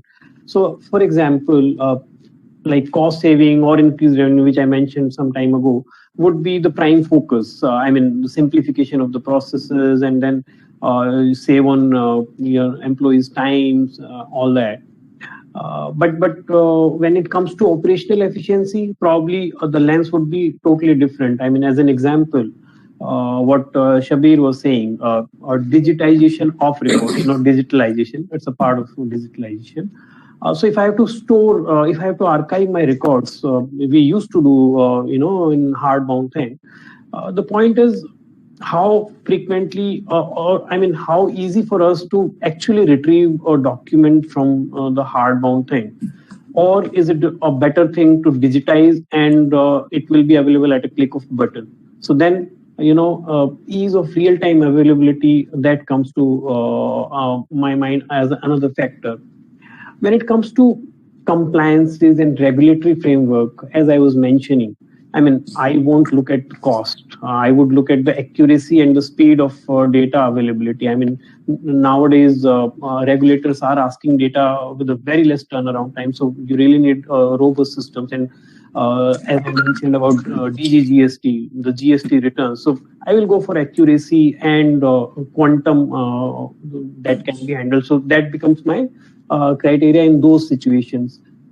Many organizations which are technology organizations, they go with client-centric user experience approach. I mean, you talk about Twitter, Facebook. A classical example is Zerodha. I mean, it's a DMAT platform, but ultimately a technology platform. So what they will look at it is whatever change or betterment they are doing in terms of technology, how user experience will come out, and they won't even think about the cost at that point in time, because their ultimate aim is to increase their customer base. And probably another thing is your market position. My market position, I would like to maintain always, and I would like to be ahead of the curve. So what my competitors are doing in the market, probably that will also drive me for these steps, I would say. Got it. Thank you, Mr. Kapil. If we move on to the next topic, I'm keen to look at, for example, digitalization in two dimensions. One is more on, for example, addressing a particular business need. The other one is use of technology or pushing the use of technology in that sense. Right? Traditionally, the business need was driving all of this. Okay, but also it's important to ensure that we keep an eye out on the technology innovation, whatever is happening, to be able to use that for running a business as well. Right? And what has been some of your experience of balancing both of them, because there's always a trade-off somewhere we have to do. There's a push from business to do something, the technology push as such, right? So I would probably start with Mr. Kapil. Can you help us understand with some examples on, where you were able to balance it a little bit better, where you had to compromise something, etc. Will be helpful for the audience to understand your perspective on it, Mr. Kapil. Yes. Thanks for the question, Mr. Shabeen. Actually, it is actually about the chicken or egg story. You can say where the business needs comes first, or whether ultimately where the technology takes over. Actually, obviously, it is going to be a blend of both. But if we could narrate from some experience. Actually, the constraints in the implementation of these technology-related platforms plays an important role, whether in resource-wise or employee-wise or etc. or time-wise. Because ultimately, everything is being used for the furtherment of the profits of the organization and for the business as such. Because business is not there, company is not there, there is no use in having all these APMs. There is the basic thing which we all know and actually we are pursuing. Actually, this was the issue we had in the initial stages also. Because initially when we were trying to implement SAP even for the smaller companies across the group, the budget was not there. Neither the budget nor the resources, etc., was not there in those smaller companies, which were available in the bigger companies across the group. So actually, what we had to do at that stage was we couldn't leave away 5 or 6 companies out of this group, because then your complete integration of the data would not come, and SAP would be rendered useless if it was just done for some top companies. So what we had to do was, we had to actually, we had to depute our team from the other companies. Our resources had to be deputed to those companies. We had to have some consultants who were actually helping us with the implementation, like IBM, etc. So they were also actually helping us. And we finally could ensure that despite the constraints of people and money and funds constraint, etc., we could do it. But now, of late, actually, I'm observing, it is something like a concern which I'm observing in this SAP continuation each year, because now this SAP platform is becoming like an iPhone. Every year there's a different version. For example, if something changes in GST or everything has a cost. So most of the companies, no business is not growing. Our sector as such is not doing well like the other industries. Everyone must be going. So there is always the constraint for the management in saying that, well, why do you want to spend so much of money just for this 1 or 2 additional features? Because then it doesn't make the SAP thing complete. So what SAP we had actually implemented in 2010, then upgraded in 12, 14, 16 doesn't hold out now. In the sense, it is just something better than an ordinary platform. But if I want to have the comprehensive SAP, like what the other top companies are doing in the panel as such, then I need to spend this amount of money to upgrade my SAP and to ensure this is done. But that I think is a huge constraint, and I really have a doubt how many percentage of companies in India can really afford it to upgrade it each year as far as technology is concerned, and then also to hire the relevant people for it. This is a constraint. Thanks. Correct, Mr. Karan. I think we have Mr. Shabeen back. Mr. Shabeen, back to you, please. Yeah. Thanks, Sabri, for taking over, and my panel for gamely going on. Peter strikes, So I guess what was just being answered was the question related to the manufacturing organization. Was that the one which was being answered right now by you, Katir? It was the business and technology dimension. Yeah. Point number 6. Okay. So the one on the 2 dimensions, business need and technology, was that the one? Yes. Yeah. Okay. So the next part is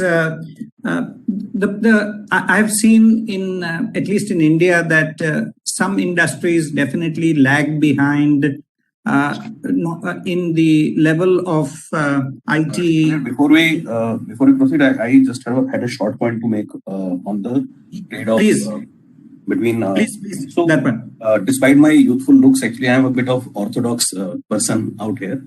So I would always place business need at the peer at the pioneer position. Never in all for technology, but I would not vote for technology for the sake of technology. I can count 2 different, very, very different kind of and very, very different eras. See, one thing that we have seen is that, today proven technologies are really, really affordable. So it's what you can, plug and play into your business. There are n number of options available, but it has to make a case for your business. If I go very early back into when the indirect tax used to be something called excise tax, at that point in time, we created something homegrown for our specific shipment needs. It was cheap and cheerful program. It worked like magic, and for a decent mid-sized revenue organization. So we were not satisfied with the technology that we were seeing. So we went ahead and did something which suited our needs. Right. Another thing which is more recent, in the recent times, I have had the opportunity to work with, again, legal software, legal management software systems. They are something which are par for the course today. Enough number of service providers, enough number of proven technologies.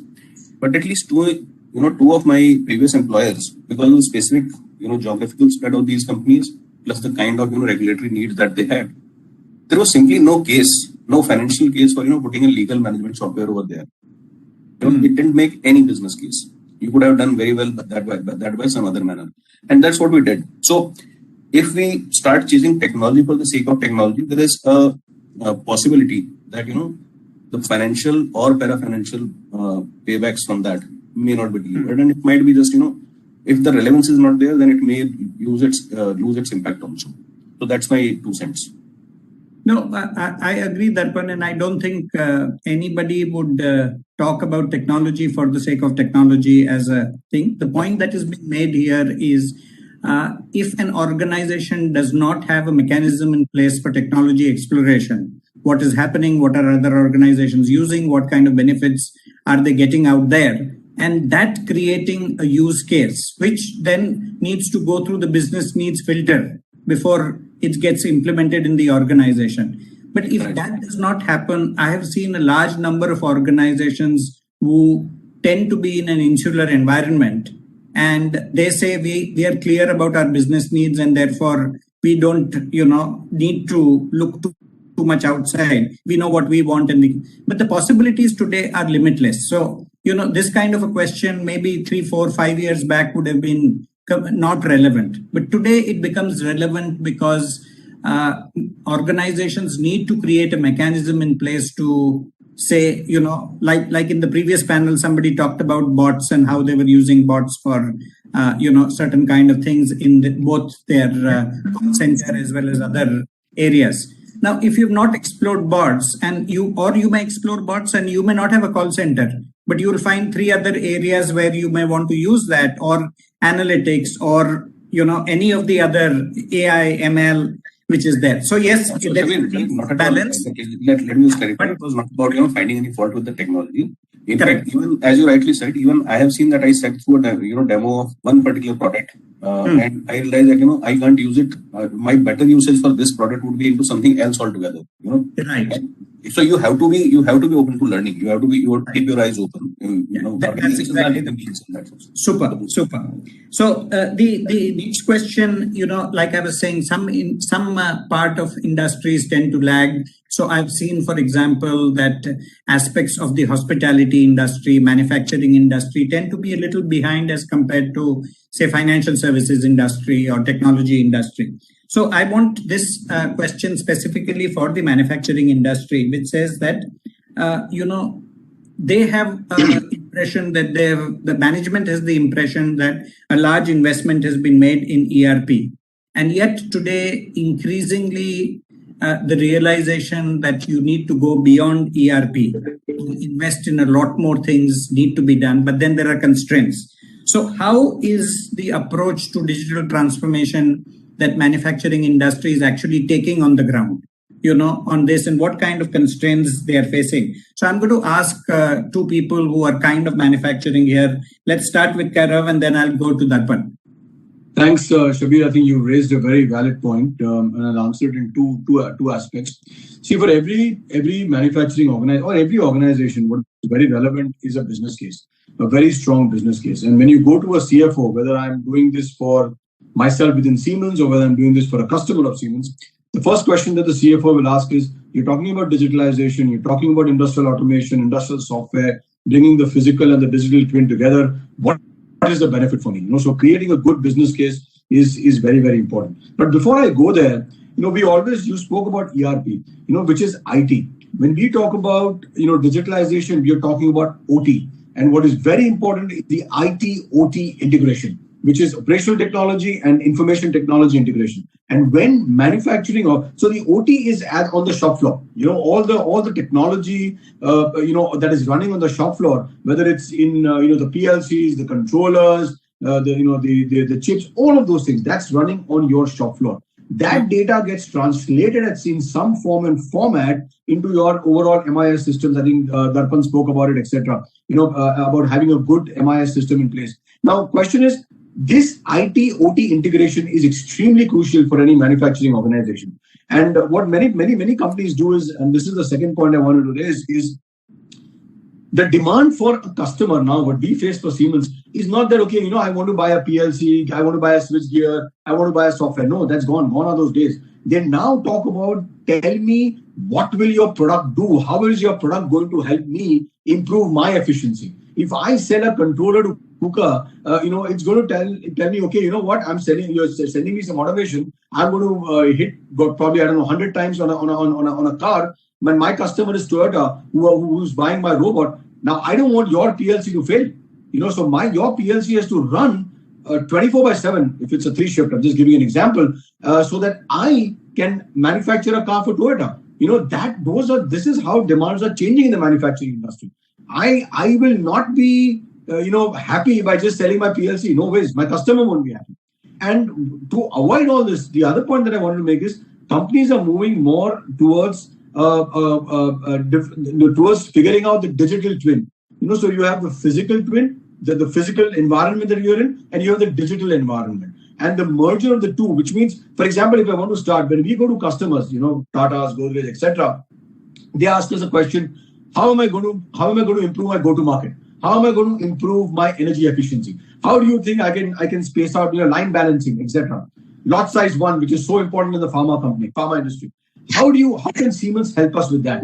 And the first thing is, when you talk about energy efficiency, when you talk about cost outs, and this applies also to us as Siemens, they basically tell us, before we even hit the shop floor, before we even start, pressing the first nail on the shop floor, tell us how this is going to look, the entire factory, the entire environment on a shop floor. So we have tools like NX, Technomatics, MES, manufacturing execution systems, etc., where we devise the entire plant. So before anything even goes to production, this is done. So this is exactly what manufacturing companies are moving towards, Shabir. And that's where even our customers at Siemens are asking for value. Even, for example, we have a large warehousing logistics provider. And that person has basically said, we are more than happy with your tools, but tell us how you're going to help me provide better services to an Amazon or to a delivery. So when they supply their logistics solution to a customer, they are looking at us as a service provider. So manufacturing organizations are going through a massive change.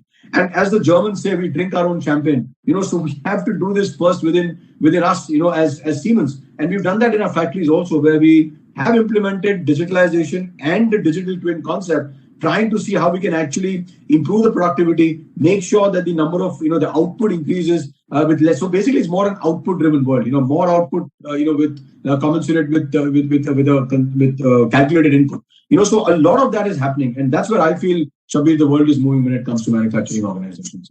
Excellent, because I think people started talking about Industry 4.0 a long time back, with very little action on the ground happening to show for it. Yeah. But like all hype cycles, I guess this also is now reaching a stage where it is making an impact on the ground. Absolutely.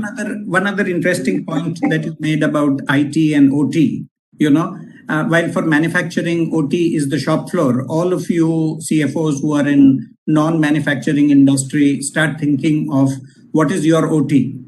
Yeah. Your operation technology may be entirely different. It may be what you do in finance. It may be what you do in sales. It may be what you do in customer service. Those are all also OT as far as your individual businesses are concerned. Since this was a manufacturing specific question, we got what I would call a metaphor, which we can then apply to whichever business that is there. Darpan, your inputs on this one?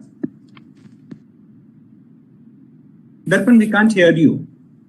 So Carol spoke from the from the other side of the table, as a solution provider, as somebody who supports. Typically when I and it's a very interesting question, to be very honest, Shabeen, because if I look back, technologies are available, but there seems to be some bit of inertia. Now that inertia could be stemming from 2 or 3 different reasons. Reason number 1 is that the physicality of infrastructure, so any large company, any meaningful company would have done various manufacturing interventions, even in a same plant also, I will give apart different plants, over a longer period of time. Okay. And the technology has to come and retrofit into these things which have been done over a period of time. And PLCs have been there around for decades. But how are they getting compatible? And technologies exist. It's just the incremental effort of making it all come together. Because you will not go back and retrofit your infrastructure for the sake of technology. You have to figure out a technology which is Industry 4.0 or even cutting edge, but it has to work with a plant which is 30 years old also, and a 3-year-old plant also.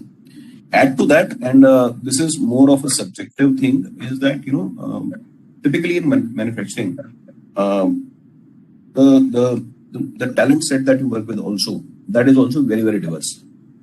And I'm using word diverse because there might be at certain plants you might have very young, raring to go 20-year-old tech savvy people who are manning the shop floor. At certain places you might have people who have deep experience on how to run the machines, but they may not be as tech savvy. So the change effort, and even see, the best implementations are those which are done for the place. So if the shop floor person is able to translate his or her needs, and if his or her life is made easier by an intervention, that is what will get support over a longer period of time. So, both requirement gathering as well as facilitating the sites, that has to happen at the shop floor. And that's where there might be certain translation gaps, especially in larger organizations with diverse workforce. So probably these 2 things. And, very interesting thing that you said, that what is the OT of other industries? In a service industry, that premier position is held by human capital. And human capital also, I hate to be, that, generalistic, but, but the fact is that, they are likely to be more open to technology. They are more likely to be process driven. They are more likely to, take change management slightly better. But when you talk about, diverse locations in manufacturing with a certain talent set, so that's where the change management itself could be slightly tough. So these could be the 2 reasons. And hence the approach also has to be slightly different. And that's all. Yeah, probably that explains why, manufacturing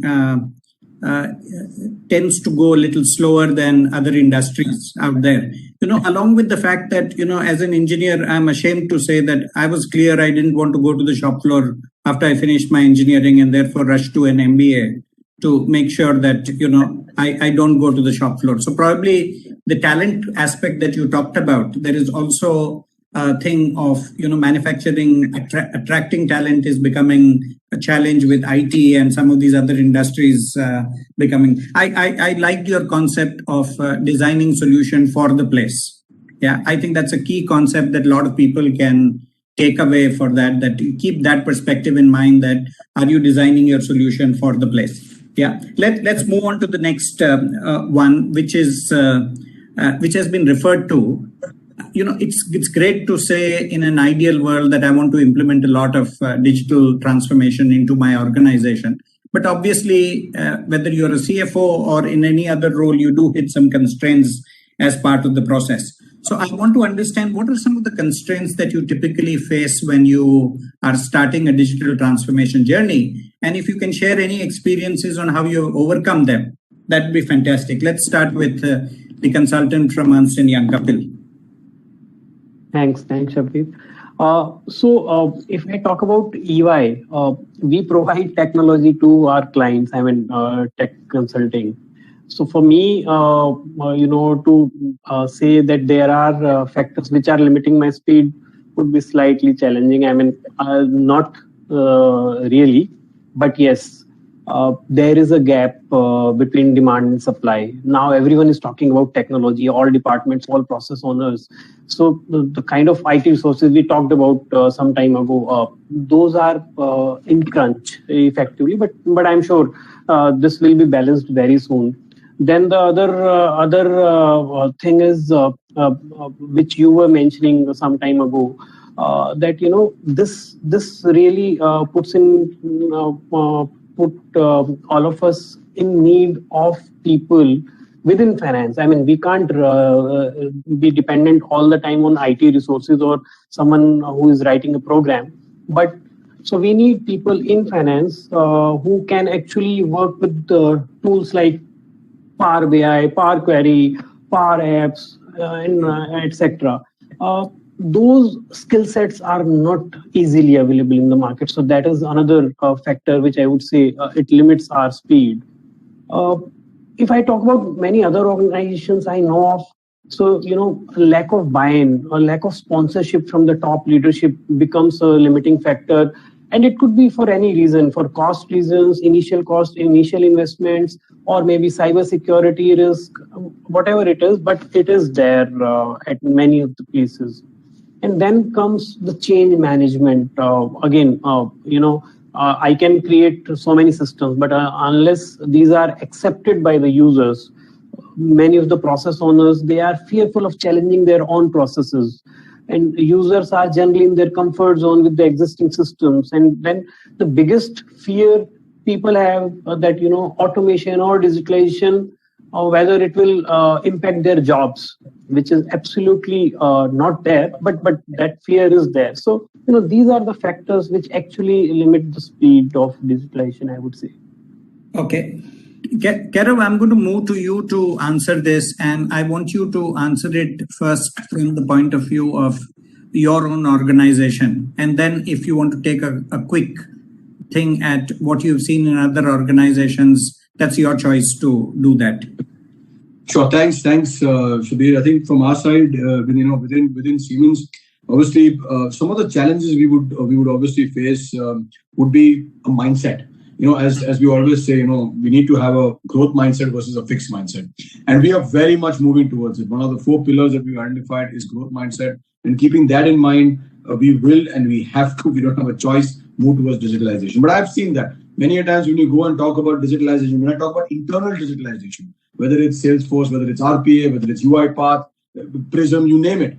So it becomes very difficult first for us internally to accept it. And once we see the value, the value, then we say, okay, now this is working well, let me go. So I think the mindset change change. I mean, only a wet baby likes change. So for us to change, it's going to be very, very difficult. So I think that's the first challenge. But I think we've gone beyond that now, and we within Siemens, because we really drive this also for our end customers and our OEMs and through our products. We are very, very focused on making sure that the digitalization story is a grand success. And as far as our customers are concerned, our OEMs and our end customers, we basically present them not just the product. So it's, as I said, Shabeen, it's no longer a product sale. Gone are those days when you're doing your basic product sale.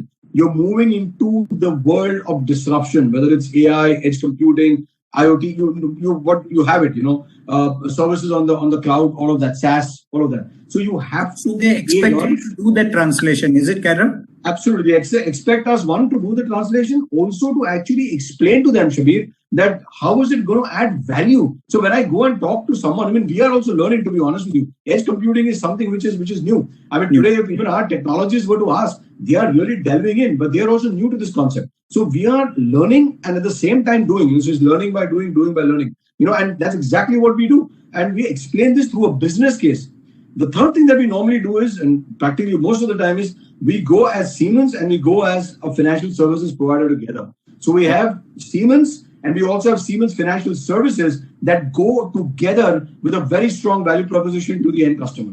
Because today, if I go to a CFO and I tell Darpan, go and implement this at your organization, he might like it and I say, you know what, can you help me with some finances? Probably. He might tell me this. And if I say, you know what, I also have a good financing plan for you, which will be definitely much better than your banks, because when you talk about an NBFC, the rules are quite different. Cuts both ways.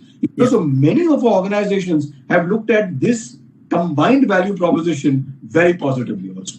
Okay. So, one of the things that you brought in is the fact that, which I expected to come very early in the process, was budgets. And you've talked about one of the ways that organizations can move at budgets with innovative financing. The other I had expected a lot of this thing to be talked about is management bandwidth.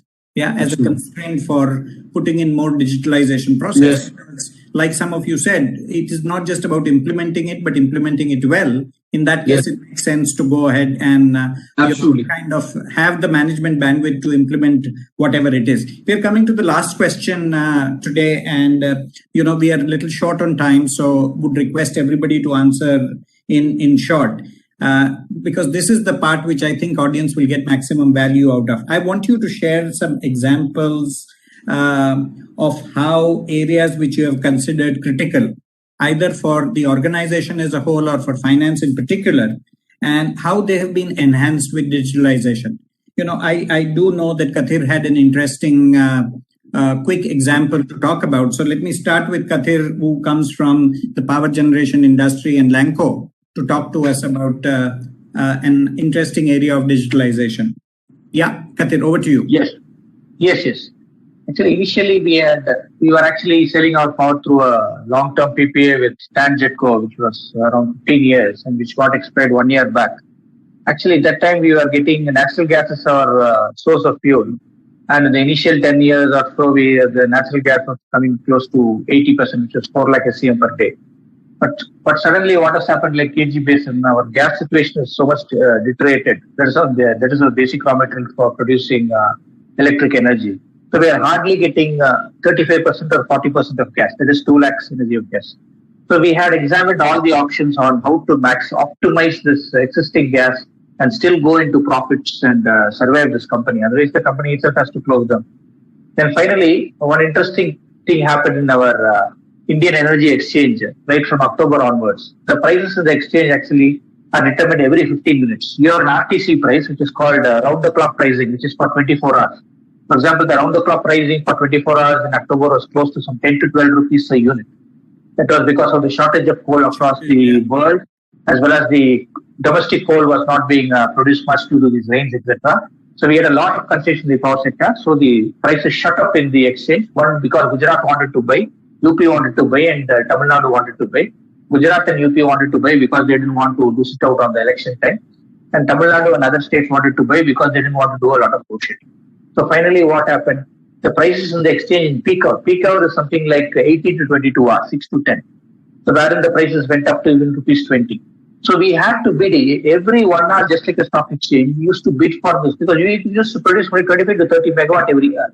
instead of 120 megawatts, we're only producing 25 to 30 due to the constraint of natural gas. So by optimizing our sale in the 6 to 10, we used to optimize our gas from 6 o'clock to 10 o'clock in the night. And we used to save the gas what is being the remaining 20 hours.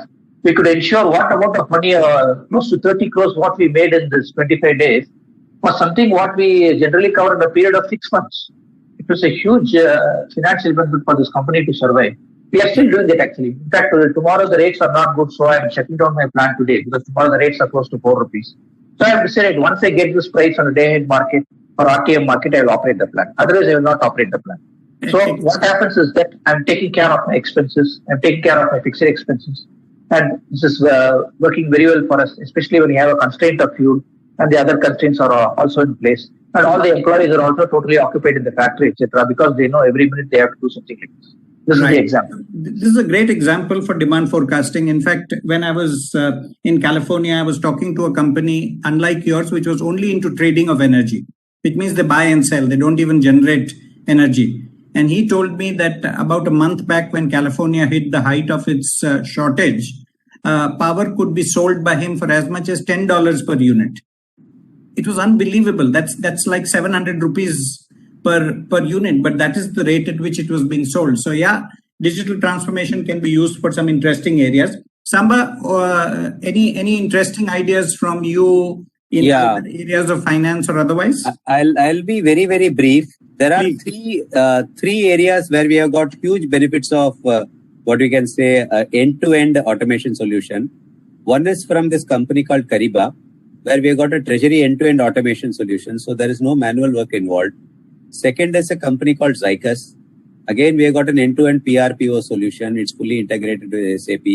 And there is no manual intervention involved. Everything is automated, workflow automated, invoices automated, everything automated. 95% of the invoices are digitized now, more than 95. And the third one is what I call as Quest to Travel, which is benefiting all our employees. That's a company called Q2T. And that application is used for all the travel booking and employee claims and all those things. That's again end-to-end automation, which has got a satisfaction rate of 4.5 out of 5 from all our 1,600 employees. So these are three, I would say, big ticket items, each delivering huge value to the organization. Excellent. I like the succinctness of that reply on the whole thing. And the last word, consultants always have the last word. So Kapil, over to you. Yeah, thanks. So I will, in the interest of time, I will just take one example in the field of tax and compliances. So I talked about GST, which helps us to file all our returns at one go. Similarly, there is so we have a set of tools. So another is Digilum, which takes care of all my litigation. It tracks all the litigations, compliances, so that I can remember all the dates. It gives me a reminder. It allows me to automate the workflow. All my demands, refunds, a fantastic dashboard. And similarly, DigiTDS, which helps me reconciliation of clause 34 and helps validating all my tax deductions, whether right or wrong. And then DigiCorp Tax, which helps me to create all my income tax returns, tax audit reports, tax calculation, etc. And the beauty of all these tools are that they talk to each other. So once I put data in one system, all systems are ready with the output. So effectively, a team sitting there for me in form of technology, helping all my tax for helping me all my tax needs. Thanks so much. And I think with these examples to the audience, what I want to say is look out for examples in your own organization where digital transformation can really make a difference. Thanks to all the panelists. You've been great in spite of me having to drop out in between and Sabri coming in and helping out in that period. Thank you to the audience for this thing. I don't think we have time for questions, Sabri. So we'll just pass this thing back to you and you can take it on from here. Thank you, Shabeen. That was an amazing session. Thanks to everyone for joining in as well. And thanks to technology, how CFOs are able to function more effectively and efficiently now. So with that, I want to just remind the audience that, you can venture out to the exhibition area. There are stalls there. Please feel free to visit them. And also, if there are any questions for the panelists or the moderator, please feel free to type them on the chat window as well. Before we move on to the announcement of the winners for the CFO Awards, We'll pause for a short video message from our title sponsor, Expensing, the global software company offering a complete range of spend management automation solutions. Girish, if you can play the video, please. Every CFO and every CPO in the corporate world knows that there is leakage in enterprise spending. Accidental wastage, maverick spending, fudging of expenses, redundant purchases. What if leakages could be reversed? Expensing spend management software. Reverse the leakage in corporate spending. Strategic sourcing. Procure to pay. Vendor portals. Asset management. Travel and expense. And budget control. Leakages reversed.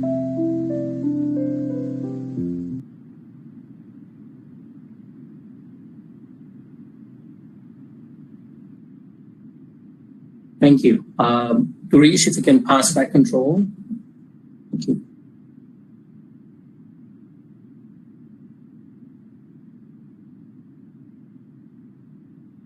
I think so far we've had some truly wonderful keynote and panel discussions. I know it's Friday, 6:30 p.m. I'm sure all of you are eager to wind up and relax and rest for the weekend. But there is that one little thing which is important, and which I'm sure a lot of people are eagerly waiting for as well, which is the awards. Especially the companies who nominated themselves for these awards. And we have 18 winners across 15 categories. And I would request the winners or the representatives from the organizations to be ready to share their experiences on winning the title as well. And our audiences too can extend congratulations to the chat window as well, to all the winners as well. Okay. Let's start with the first one, which is the Lifetime Achievement Award. This goes to a person who has worn varied hats all through his life. He's a coach, he's a mentor, he's an entrepreneur who people look up to for advice, suggestion, and guidance all the time. He's the ex-president, mobility business, group CIO, and group CFO of Mahindra Group. This is none other than Mr. Parthasarathy. Congratulations to you, sir. We are glad to have you here, and we feel honored to have bestowed this award to you. Thank you, sir. We would like to hear from you, a couple of words from you as well. Thank you. And Sabri is probably what you're called. Thank you, Sabri. Yes, thank you. And thank you, Biz Integration. AI. Okay, so this is All India, Air India twice, association. Okay, All India Association of Industries. Jury and fellow travelers in this sphere. So I'm delighted and honored and humbled. This came out of a blue, and suddenly somebody called and said, "We are nominating you." And I said, "Thank you very much." It's actually a great booster because I'm starting my next career where it says the next inning is focused on giving back more than receiving. So how do I benefit the society? And as I move there, it'll be good to know that I have the back of my CFO colleagues, the Biz Integration, the AI, and all of you to do this. The journey I had so far can be said a movement from 3P to 4P. Okay, the 3P is, we always talk about triple bottom line. And over a period of my life, I learned that it's probably not the right way to look, putting profit and equating it to planet and people. So the 4P is that only 2 P's are the result, which is people and planet. And the other 2 P's are the process pieces, process of profit and process of governance. So you can talk my lifetime experience is moving from 3P to 4P. And if I have to thank one, then I would choose my team, who is my gurur, surur, and sukoon. So they are tu hi mera Rabb hai, tu hi mera sati. So I would like to thank my team, and once again thanks to everyone.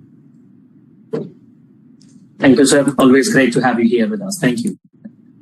If we move on to the next award, which is the Best Finance Team of the Year award for the large private companies category. The award goes to Vedanta Limited. Congratulations to Vedanta team for this award. I think we'll probably have a representative from Vedanta talk in a minute. We'll probably move on to the next award, which is the CFO of the Year award, which is again for the large private companies category. The award goes to Mr. Ajay Goel from Vedanta Limited. I'll probably invite Mr. Ajay Goel to share a few words on winning these two awards. One is for the Best Finance Team of the Year award and for the CFO of the Year award as well. Over to you, Mr. Ajay Goel. Thank you. I'm not sure if you can see me, but I'm sure you can hear me, perhaps everyone. Very well, sir. We can hear you, sir. Thank you. Thank you so very much. And the entire organizing committee and the jury, truly thrilled, humbled, and also privileged. And I'll start with what you see on the screen, with the Best CFO award. I would say I have the benefit of standing on the shoulders of the giants, as they call it, the entire Vedanta finance team, the all 620 employees.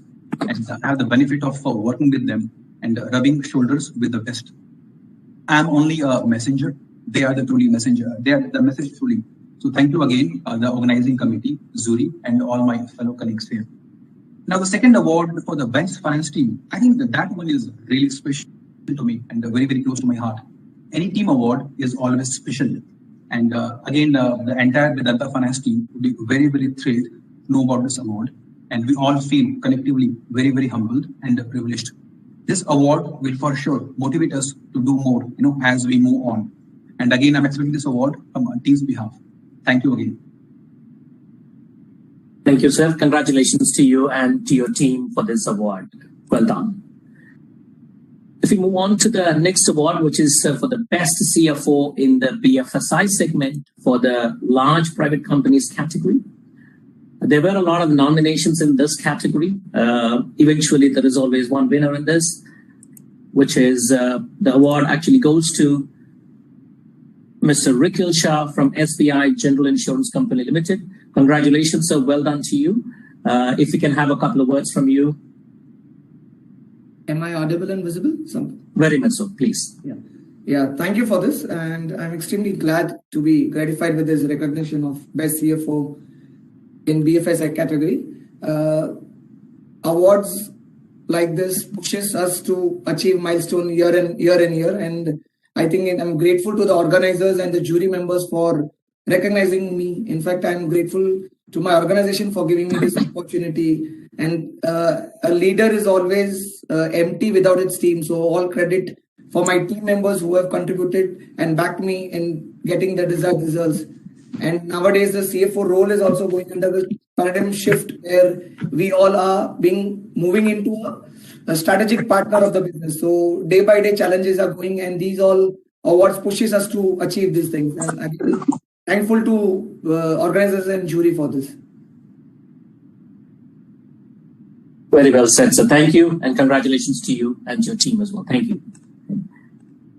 We move on to the next award, which is the Best CFO for Information and Communication Technology, and in the large private companies category.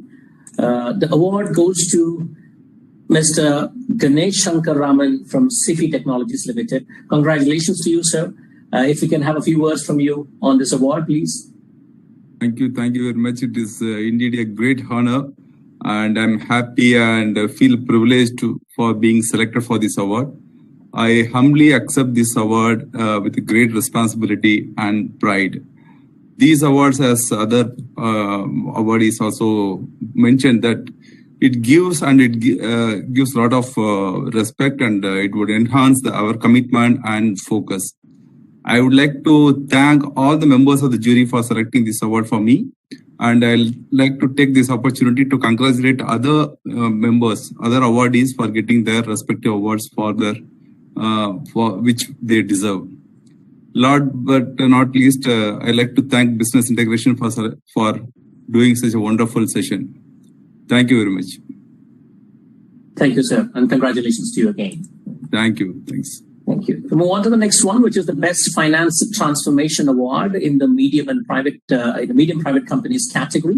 The award goes to Dexterous India Private Limited. Congratulations to the team. Any representative from there, we can have a few words with them.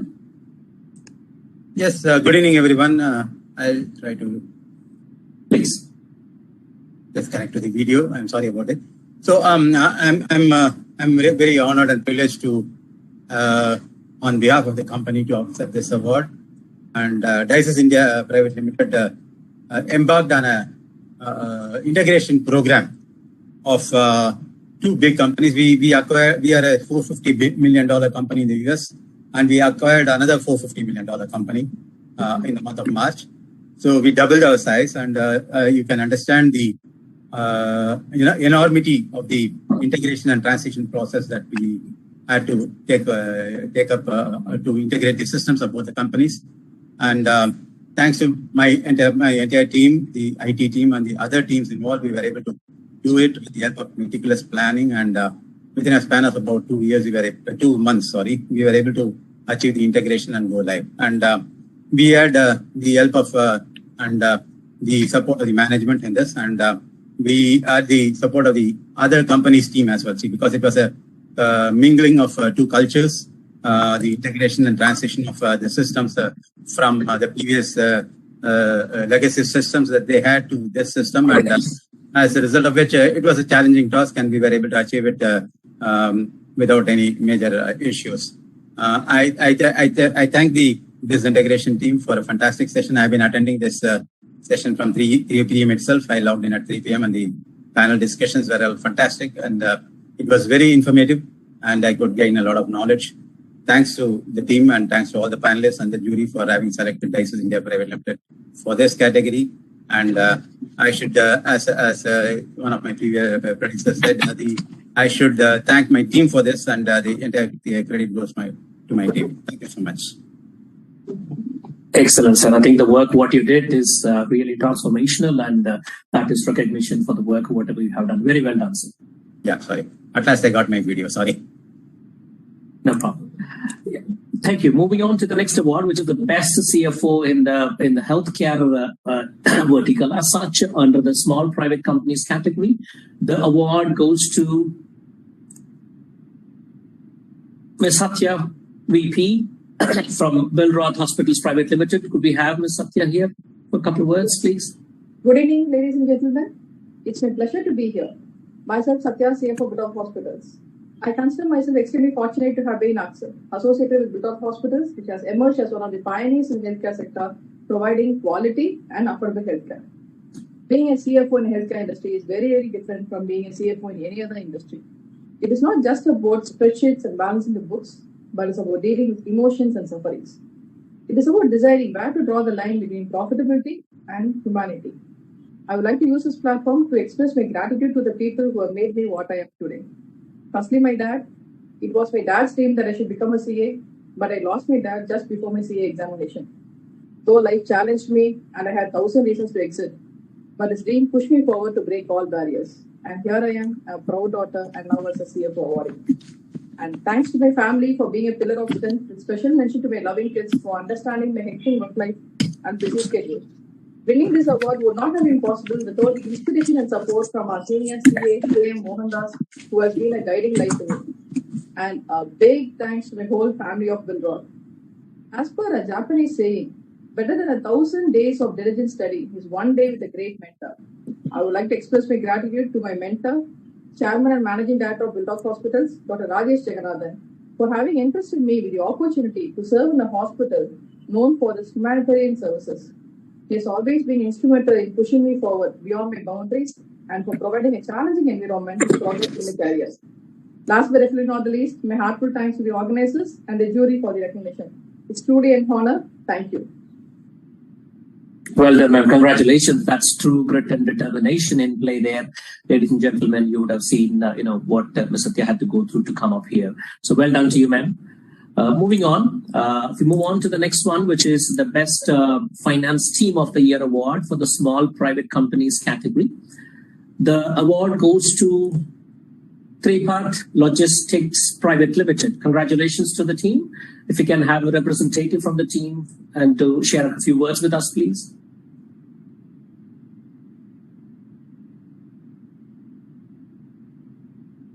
Do we have someone from Tripak?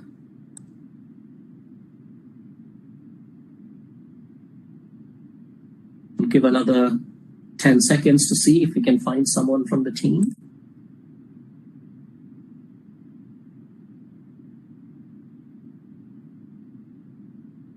Okay, I think we'll probably move on. Congratulations to the Tripak team. The next award is the Best CFO Award in the BFSI category on the medium private company segment as such. The award goes to Mr. Jitendra Atra, Edelweiss General Insurance Company Limited. Congratulations to you, sir. If you can have a few words from you, that will be great. Yeah, hi guys. Thank you very much. I think as the others mentioned, such awards like this actually makes you feel really better. Gives you a great kick to go move on and do some even better things that you've already done. We are a very, Edelweiss General Insurance. We use technology to the core. So I think we are a fintech company right now. And, digital is the new word for us. And, thank you to the organizers, to the jury for providing this award. It's really a good kick. And I think I would also like to thank my team who stood by me in the startup times. And now we are able to provide really good results. So thank you, everyone. It's a really, really good positive sign from the team. And I really like to thank the jury for this. Thank you very much. Thank you, sir. Congratulations to you and to the team as well. Moving on, this is the next award is the Young CFO of the Year. Again, recognizing young talent who is shaping up the direction of the company as such. The award goes to Mr. Subhash Gages from Nippon Paint. Congratulations to you, Mr. Subhash. We'd love to hear a few words from you.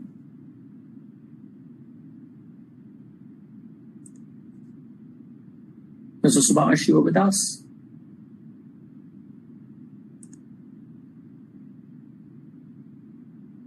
Okay, we'll give another 10, 12 seconds and then see if we need to move on.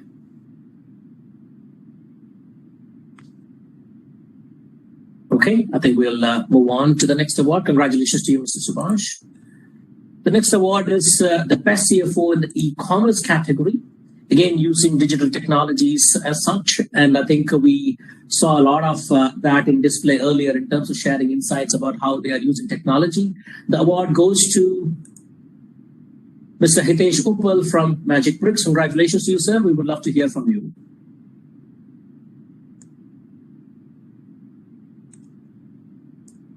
Mr. Hitesh, you're with us?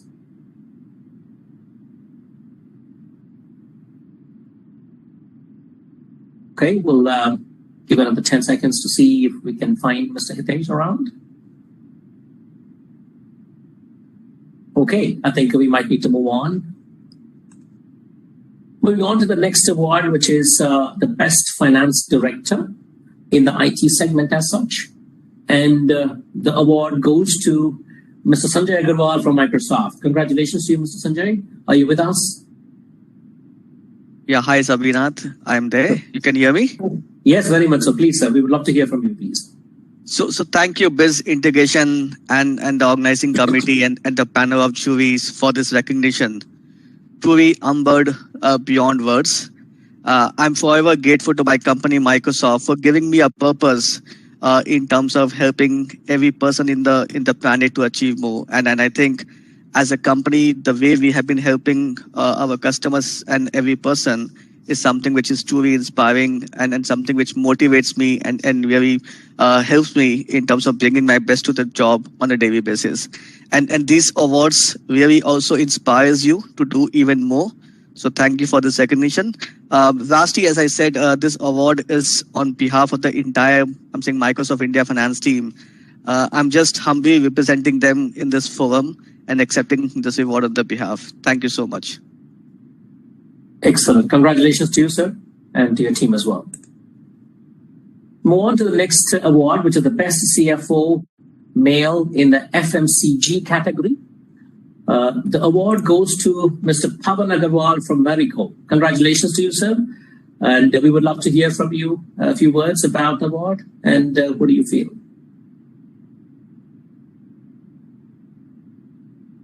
Mr. Pawan, you're with us?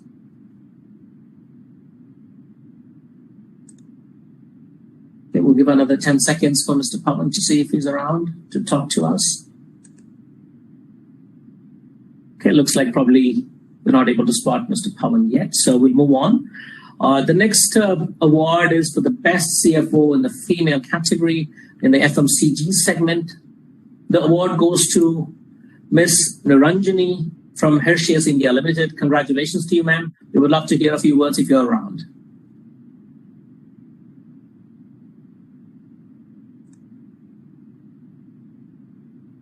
Ms. Niranjani, you're there? We'll give them the 10 seconds and then otherwise we'll move on. Okay, I think we might need to move on. To go to the next award, which is the best CFO in the pharma segment, in the pharma category. The award goes to Mr. Ashutosh Dhawan from Mankind Pharma. Congratulations to you, sir. If you're around, we would love to hear a few words from you.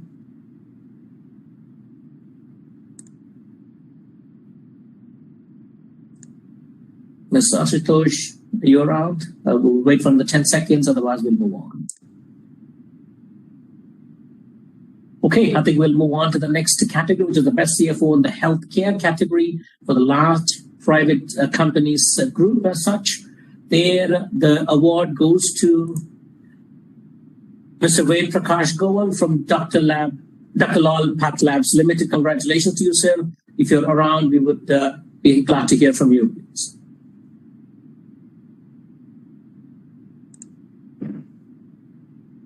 Is anyone from Dr. Lal available for us to chat? Probably we cannot spot anyone, so we'll move on to the next one, which is Best CFO in the Hospitality segment as such. The award goes to Mr. Gaurav Khandelwal from OIO. Mr. Gaurav, are you around?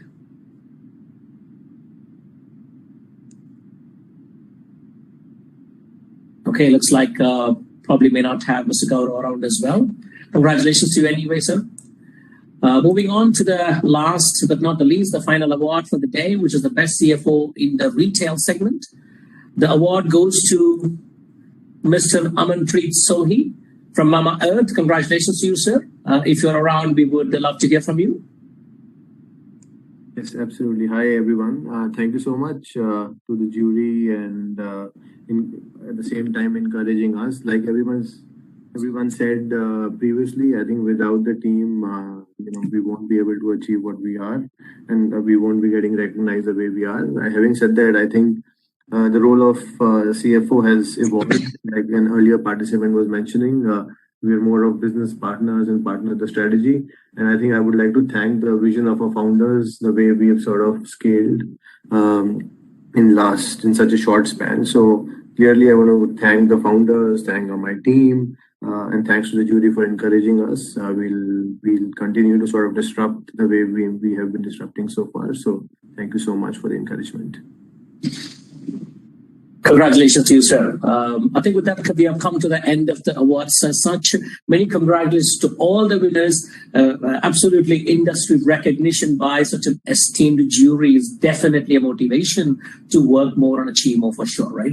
With this, I think it's the perfect time to hear from the jury itself, their thoughts on the winners and their entire experience of judging the CFO Awards 2021, right? We'll pause here for a short video message from our title sponsor, Expensing, and then the global software company offering a complete range of spend management automation solutions. With that, we'll play the video and then we'll come on to the jury in a minute.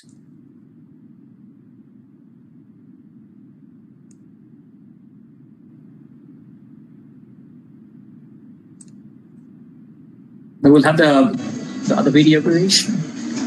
Hi, this is Ganesh Natarajan. I'm delighted to hear that the India CFO Summit is getting together India's top CFOs and talking about their role during the recovery from the pandemic. As all of us know, the pandemic has created major problems for small, medium, large organizations in terms of customer demand, in terms of the disruption of supply chains. And it's extremely important that we need to invest big time in rebuilding the company for the future. As we move from recovery to relief to resilience, this is going to be the biggest role that CEOs along with CFOs play. And I think this is the opportunity for CFOs to be truly visionary and not just look at short-term finance issues, but really see how the company can grow in the medium and long term.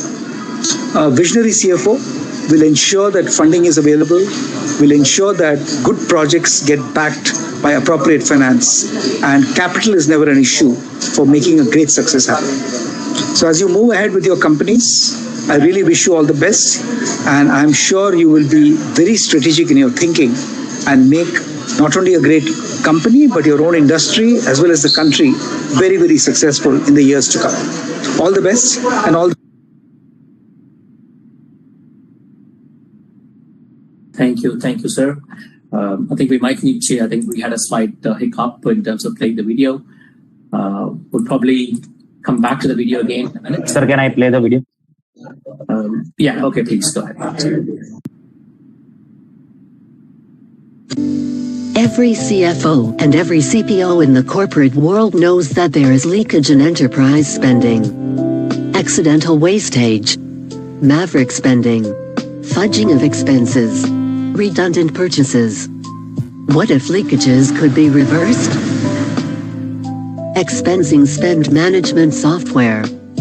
Reverse the leakage in corporate spending. Strategic sourcing. Procure to pay. Vendor portals.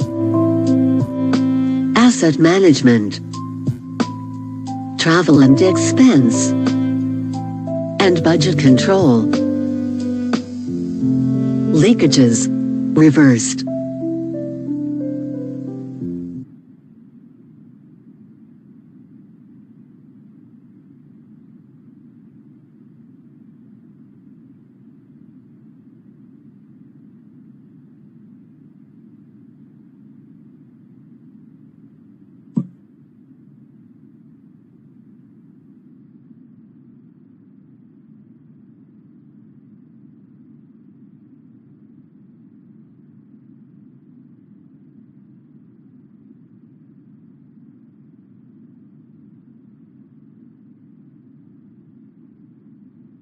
Suresh, are you there?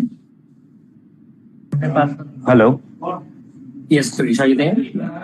Yes. Okay, all right, okay. Can you get back controls to me, please? Yeah. Already done, sir. Sure, thank you. Can you try one more time, please?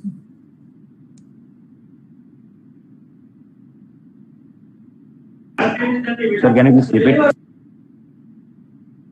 I'm not able to get around there. But nevertheless, I think we can, okay, you can keep trying. In the meantime, I'll continue with the rest of the discussion. So thank you for, I think we had a brief words with, I think from Dr. Ganesh earlier. Let me introduce the jury and welcome them all to this discussion as such. Dr. Ganesh, has over 3 decades of industry experience, including 25 years as a CEO for AdTech and ZNet Technologies. He's a serial entrepreneur, having founded 5F World, a platform for digital startups, skills and social ventures. He founded Global Talent Track, Skills Alpha, and Lighthouse Communities Foundation. He also co-founded 2 Indo-US joint ventures, namely Calzone Advisors and the Center for AI and Advanced Analytics.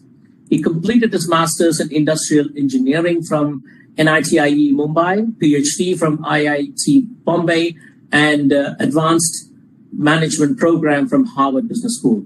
We're glad to have him as a part of the jury. We would be, I think we heard from him a bit earlier.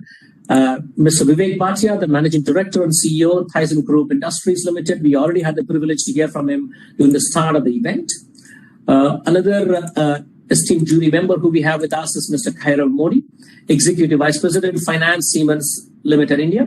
Mr. Kairav Modi, CFO, Digital Industries Siemens Limited. Mr. Kairav Modi is Executive Vice President, Chief Financial Officer for Digital Industries of Siemens Limited.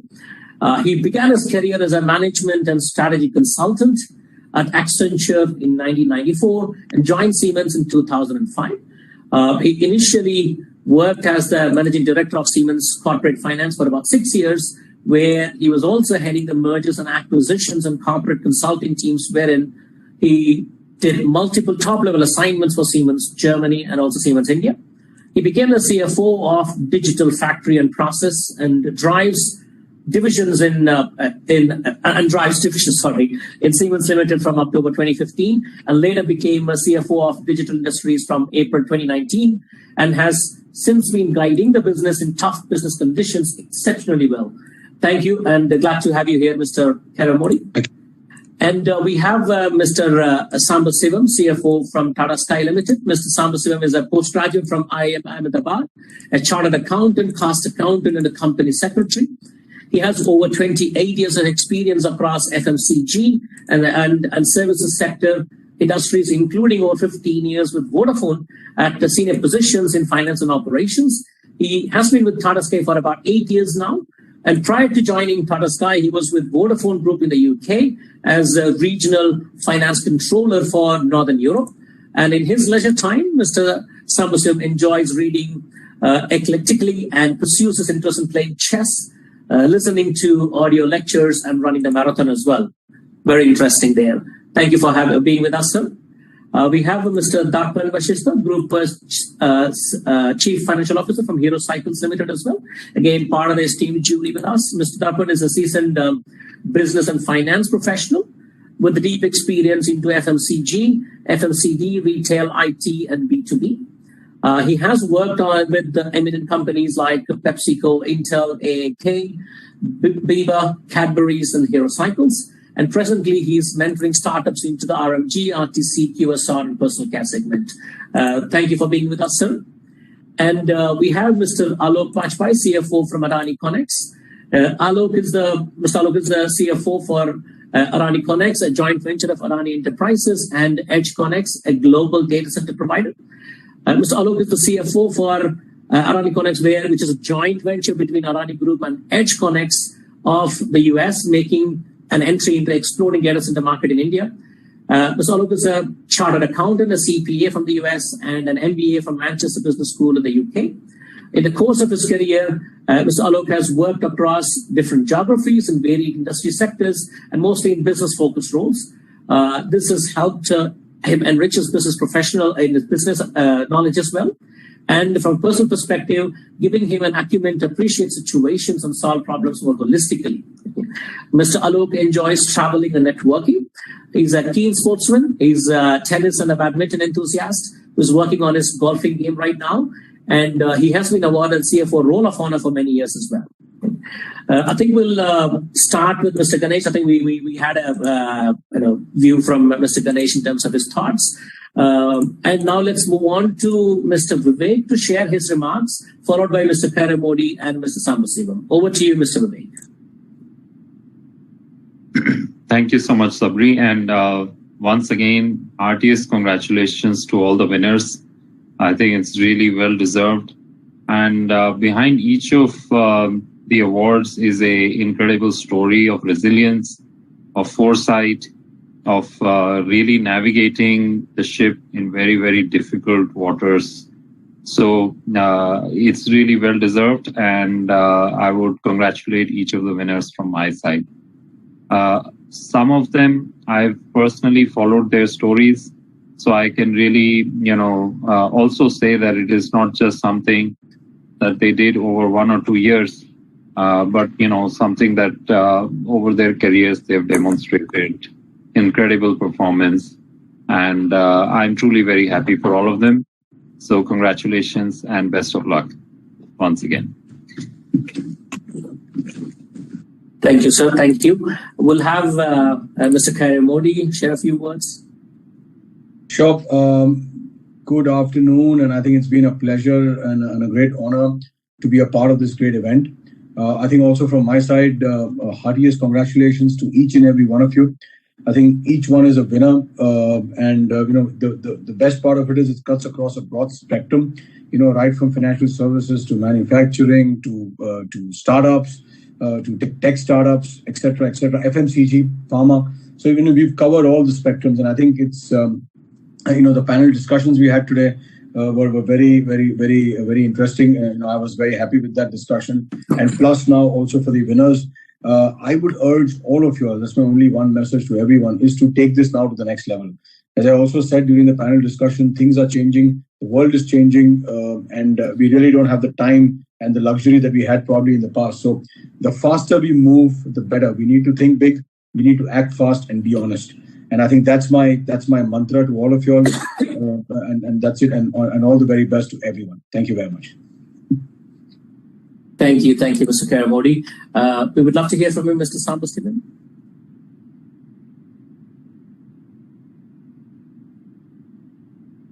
You there with us, sir?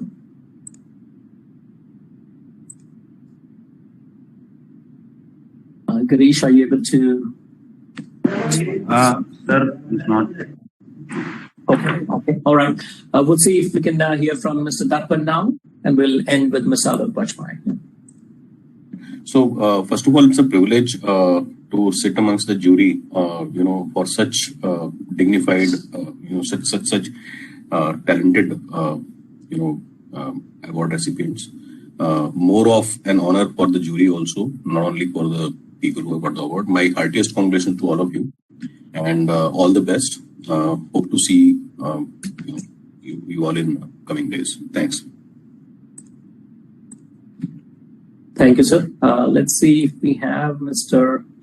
Alok. I think we're not able to spot Mr. Alok as well. So I think with that, we will probably wrap up. I would say thank you to the jury for those powerful remarks and re-emphasizing, the role of the CFO and how tough a job you had in terms of selecting the winners as well. So thank you for that. With this, the 11th edition of India CFO Summit has come to an end.